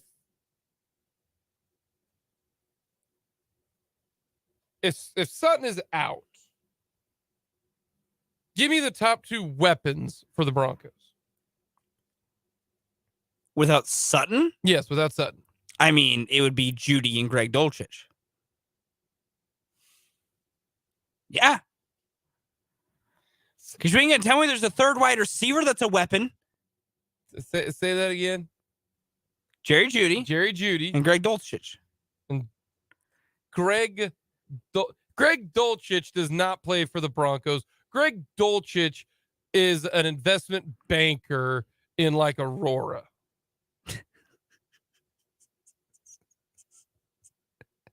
I'm sorry.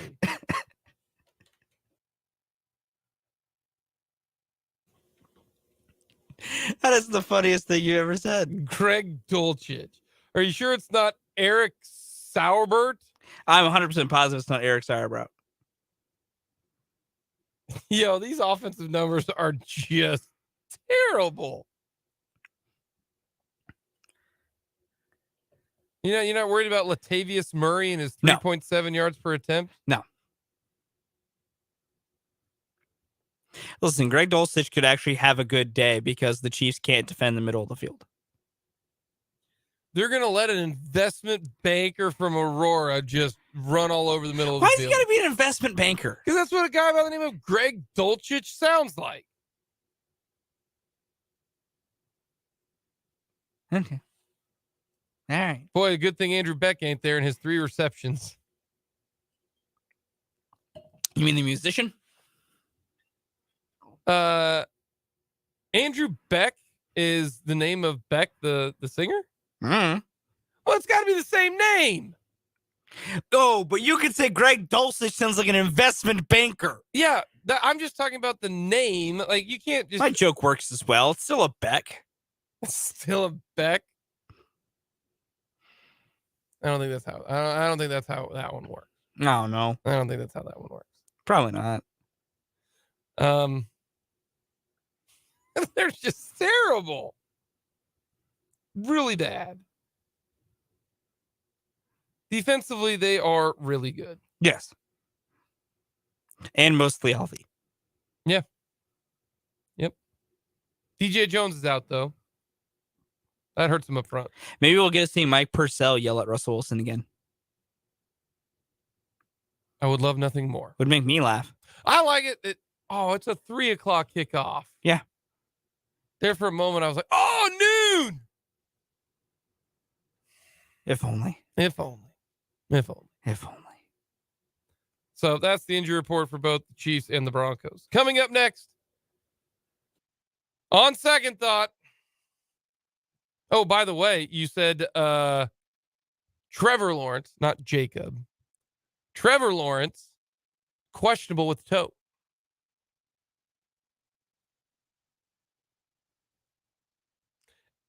Who's the Jags backup? I could not tell you. Is the investment banker from Aurora? I could not tell you who the backup quarterback for the Jacksonville Jaguars is. And I usually know this random crap. Is it Chad Henne? No, it's not Chad Henne. Thing is possible. He used to be that way. I mean, yeah. CJ Beathard. Oh, Iowa legend. Former San Francisco 49er CJ Beathard. CJ beat hard. Yeah, that's who it is. Huh. Good for CJ Beathard. Good for him still getting work. Getting that paycheck. I mean, he's no Chase Daniel, but. No, he's no all finesse first teamer. No. He completed 2 passes for 6 yards in his his appearances this year. Coming up next on Second Thought, we'll get our weekly mulligan. We'll get to that next.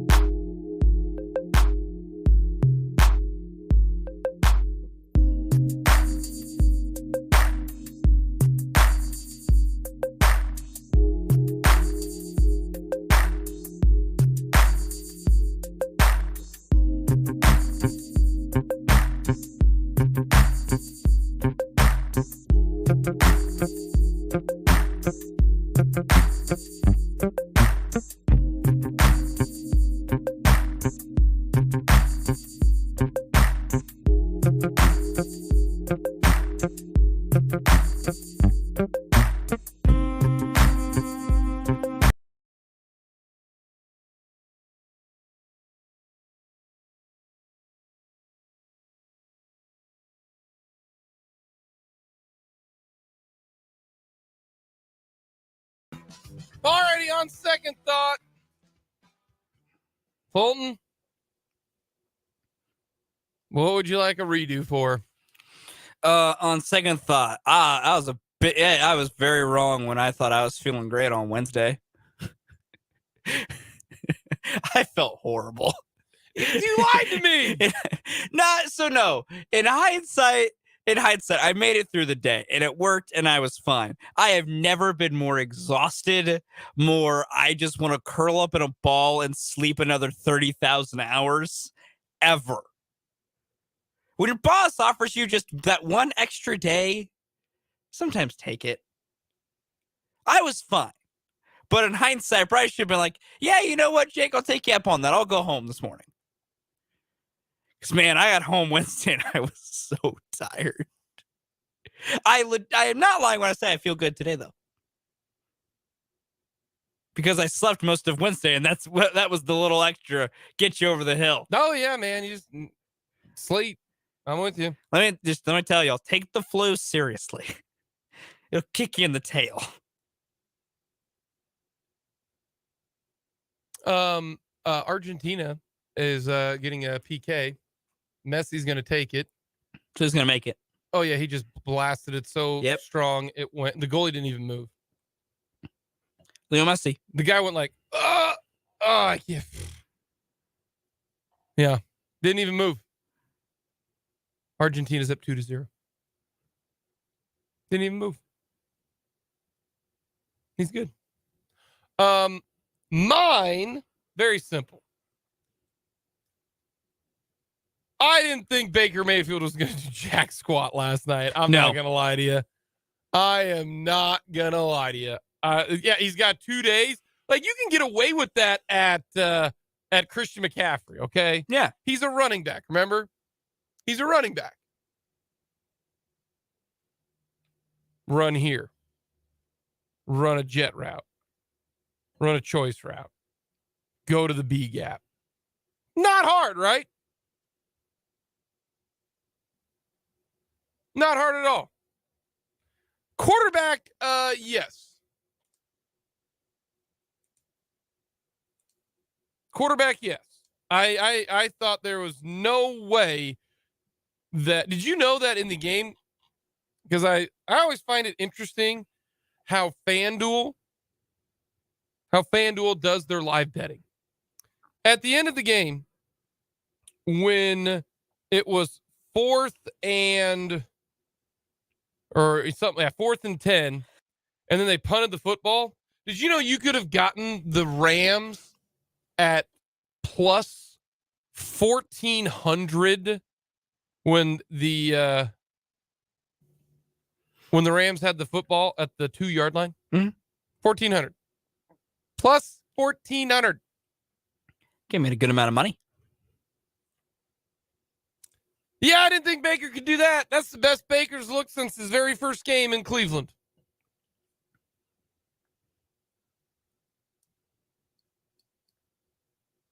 Remember he had that good first game where he came in and everybody was like, oh my gosh, Baker. He really had 2 days to prepare and sat here. That's a great effort by Baker. Man, you got to give the guy credit. I mean, they even asked Andy Reid, like, have you ever had something happen like that? I mean, that's impressive. That is very impressive. So mine was very simple. I thought the Raiders would win. The Raiders had actually been playing pretty well. They had. And then Josh McDaniels says, hold my beer. It's so funny. They're so bad. Why are you playing press man at the end of the game? I don't know. A field goal wasn't going to win it. No. They had no timeouts. Yeah. Stop playing press man. That's like when Greg of the Jets, remember when he triple Greg, Gregg, you know, when he played was it press man in the game and then they threw the Hail Mary and won, and everybody was, what the heck are you doing? Greg. Same situation, man. Yeah, no, it's a boneheaded play call. Dumb. Boneheaded.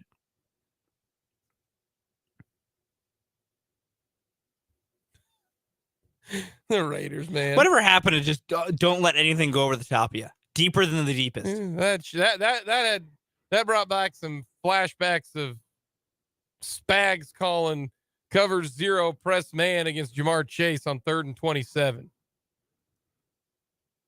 3rd and 27. Mm-hmm. We gave up 30 yards. Mm-hmm. That happened. It definitely did. Coming up next, we'll get our final thoughts on Chiefs versus the Broncos and a matchup that we think will be important coming up on Sunday. That's coming up here on Mic'd Up.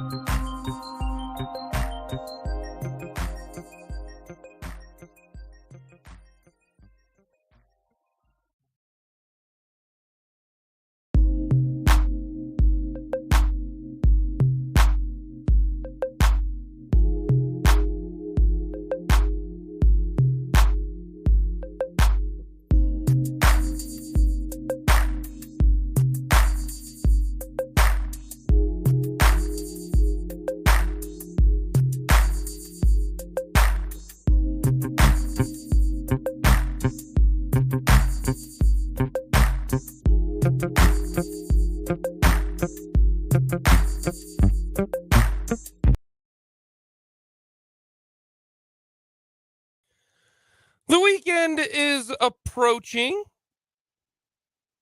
KU Mizzou coming up on Saturday. It's the first Saturday that we don't have football. Oh, we have football. Well, no, college football. In my mind, I said college football. We have college football. We have Army Navy. Yes, I will not be watching it. Well, that's a shame. Not supporting our country. Not watching the Pierce form of football as two triple option offenses go at it. It's glorious every year. The only thing that could make this better is if we got another snowed out Army Navy game. That was the best. That was several years ago. It was a blizzard for Army Navy. It was awesome. Said no one ever. Said everyone ever. Is this game not played at one of their home? No, it's Philly. It's always playing either Philly or Baltimore.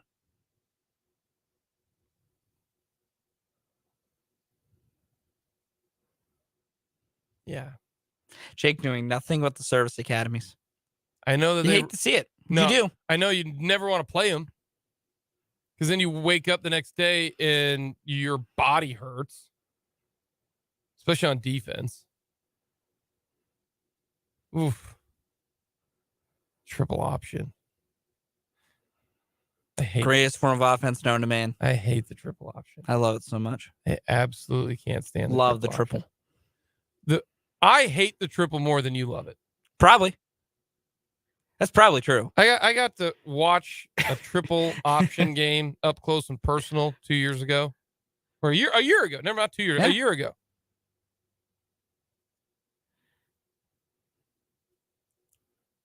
I wanted to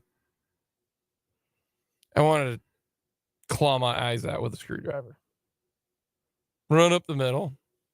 Run around the corner. The Netherlands just scored a goal. They're within 2-1. The Dutch. Good for them. No, so there is college football this weekend. There's Army Navy. You're right. There is. But I will not be watching. A tradition unlike any other. I would like to go to the game one time. I think that'd be fun. But then I'd probably get there. But live football, that's probably a lot different. It probably is. I mean, it is. Live football better than TV football always. Sometimes it's not. But that game, because of what it means and before and after, that one might mean more. That one might be better. But triple option football live, terrible. Fun. No, terrible. Fun. When was the last time you've seen triple option football live at the collegiate level? That's besides the point. Exactly.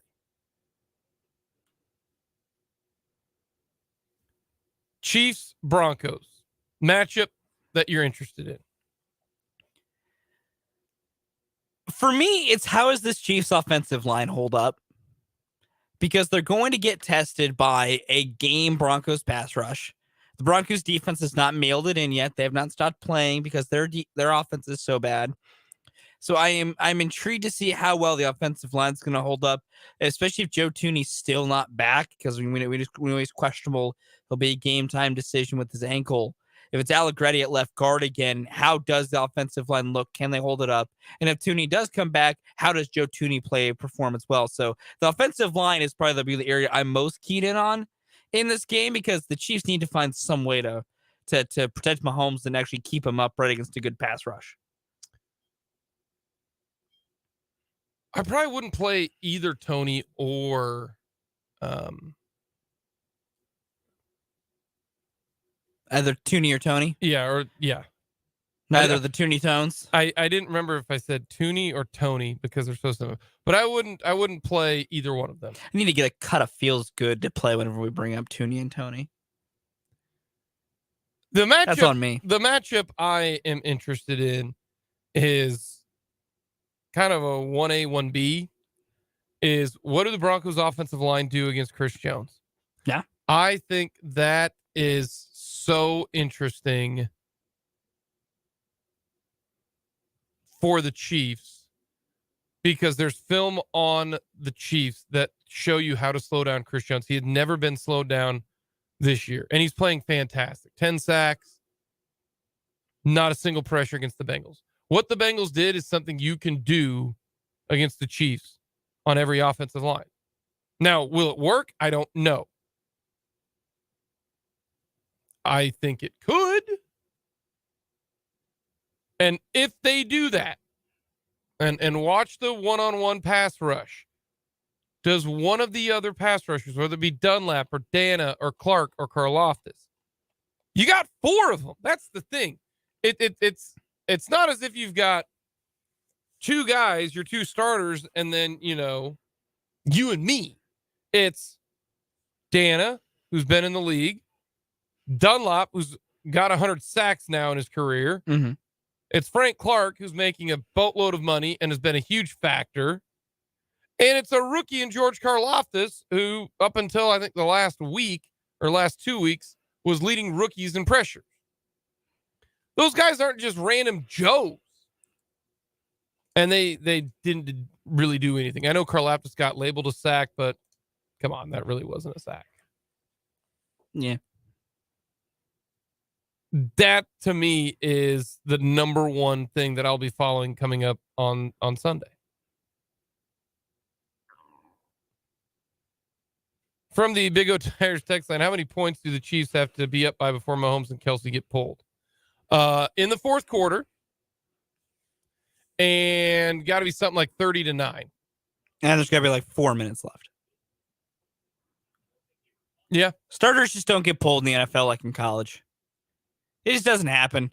It probably should happen more than it does. I think there are plenty of times that some guys get left in and they probably really shouldn't be. But no, they got to be up. The first 3 quarters, they will not get pulled no matter what happens. That's just not how the NFL works. Like maybe two series to go, that type of thing. They would, but it's got to be like 30-9. Yeah, that's what it's got to be. Otherwise, no, they're gonna play. What's your prediction? Yeah. What's your spread prediction? Because we're both picking the Chiefs. Do they cover? Do they beat them by 10? I think Denver covers. I think 9.5 is too big. I'm gonna see if that changed due to we now know who is playing and who isn't. See if it's climbed a little bit. It is still 9.5. Over under 43. So you're going to take Denver plus 9.5. I would take Denver plus 9.5. I think they cover. The line favors the Chiefs because it's 9.5. A lot of times you'll win by 10. Mm-hmm.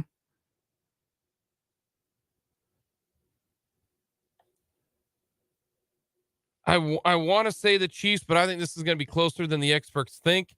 And the Broncos haven't been beaten by 9.5 more than once this year. So I'm with you. I'm going to take the Chiefs. I think it's a low scoring game. Oh, yeah. I think it's 21. I'll go 23. I'll go 23-14. Because I think the Chiefs defense is going to just think this is a cakewalk. Yeah. I'm going to go 21-14. Definitely this is low scoring, though. I think the Broncos under will yet again cash. 43.5. Broncos have the most unders of anyone in the NFL this year. This is the first real test for how great is the Broncos under guarantee. Can it triumph Mahomes and Kelsey and the Chiefs offense? Yeah. I think it will. I mean, to get to 43, I mean, the Chiefs would have to win 33-10, and that's still the under. Yeah. Like you would need offensive participation from Denver. Yeah, you really do. Which is just hard. Yeah.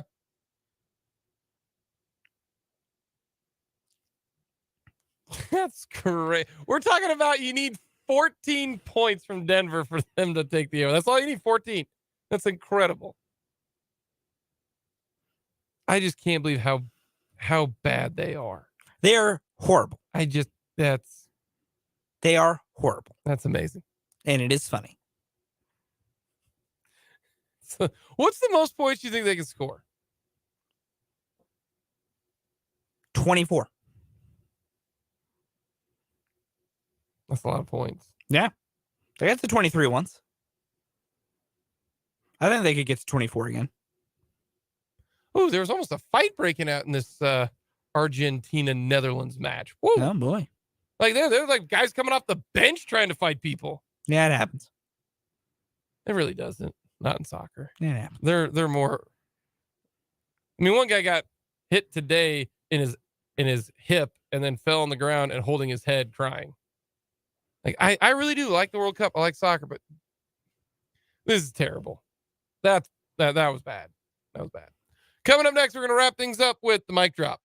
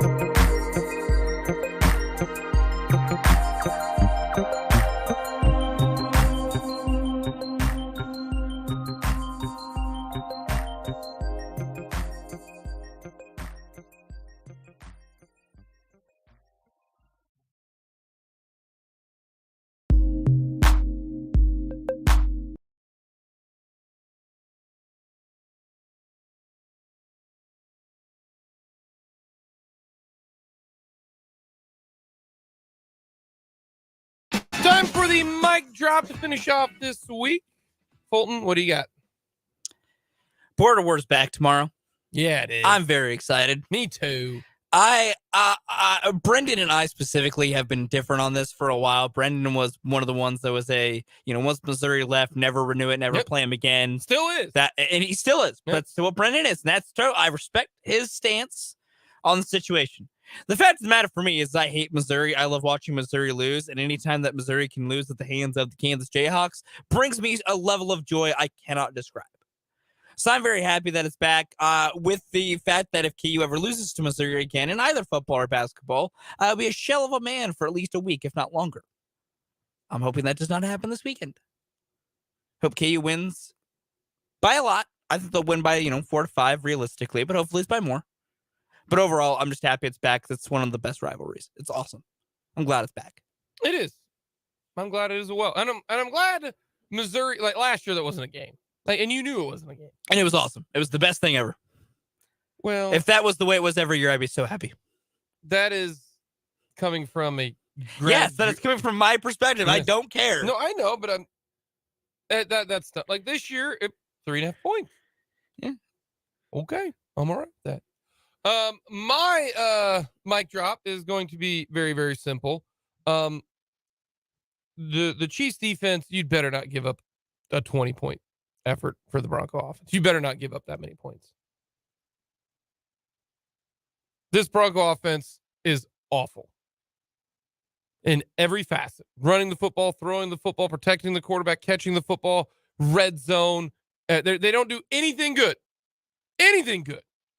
You'd better not let them have a day. That's all I know about this game.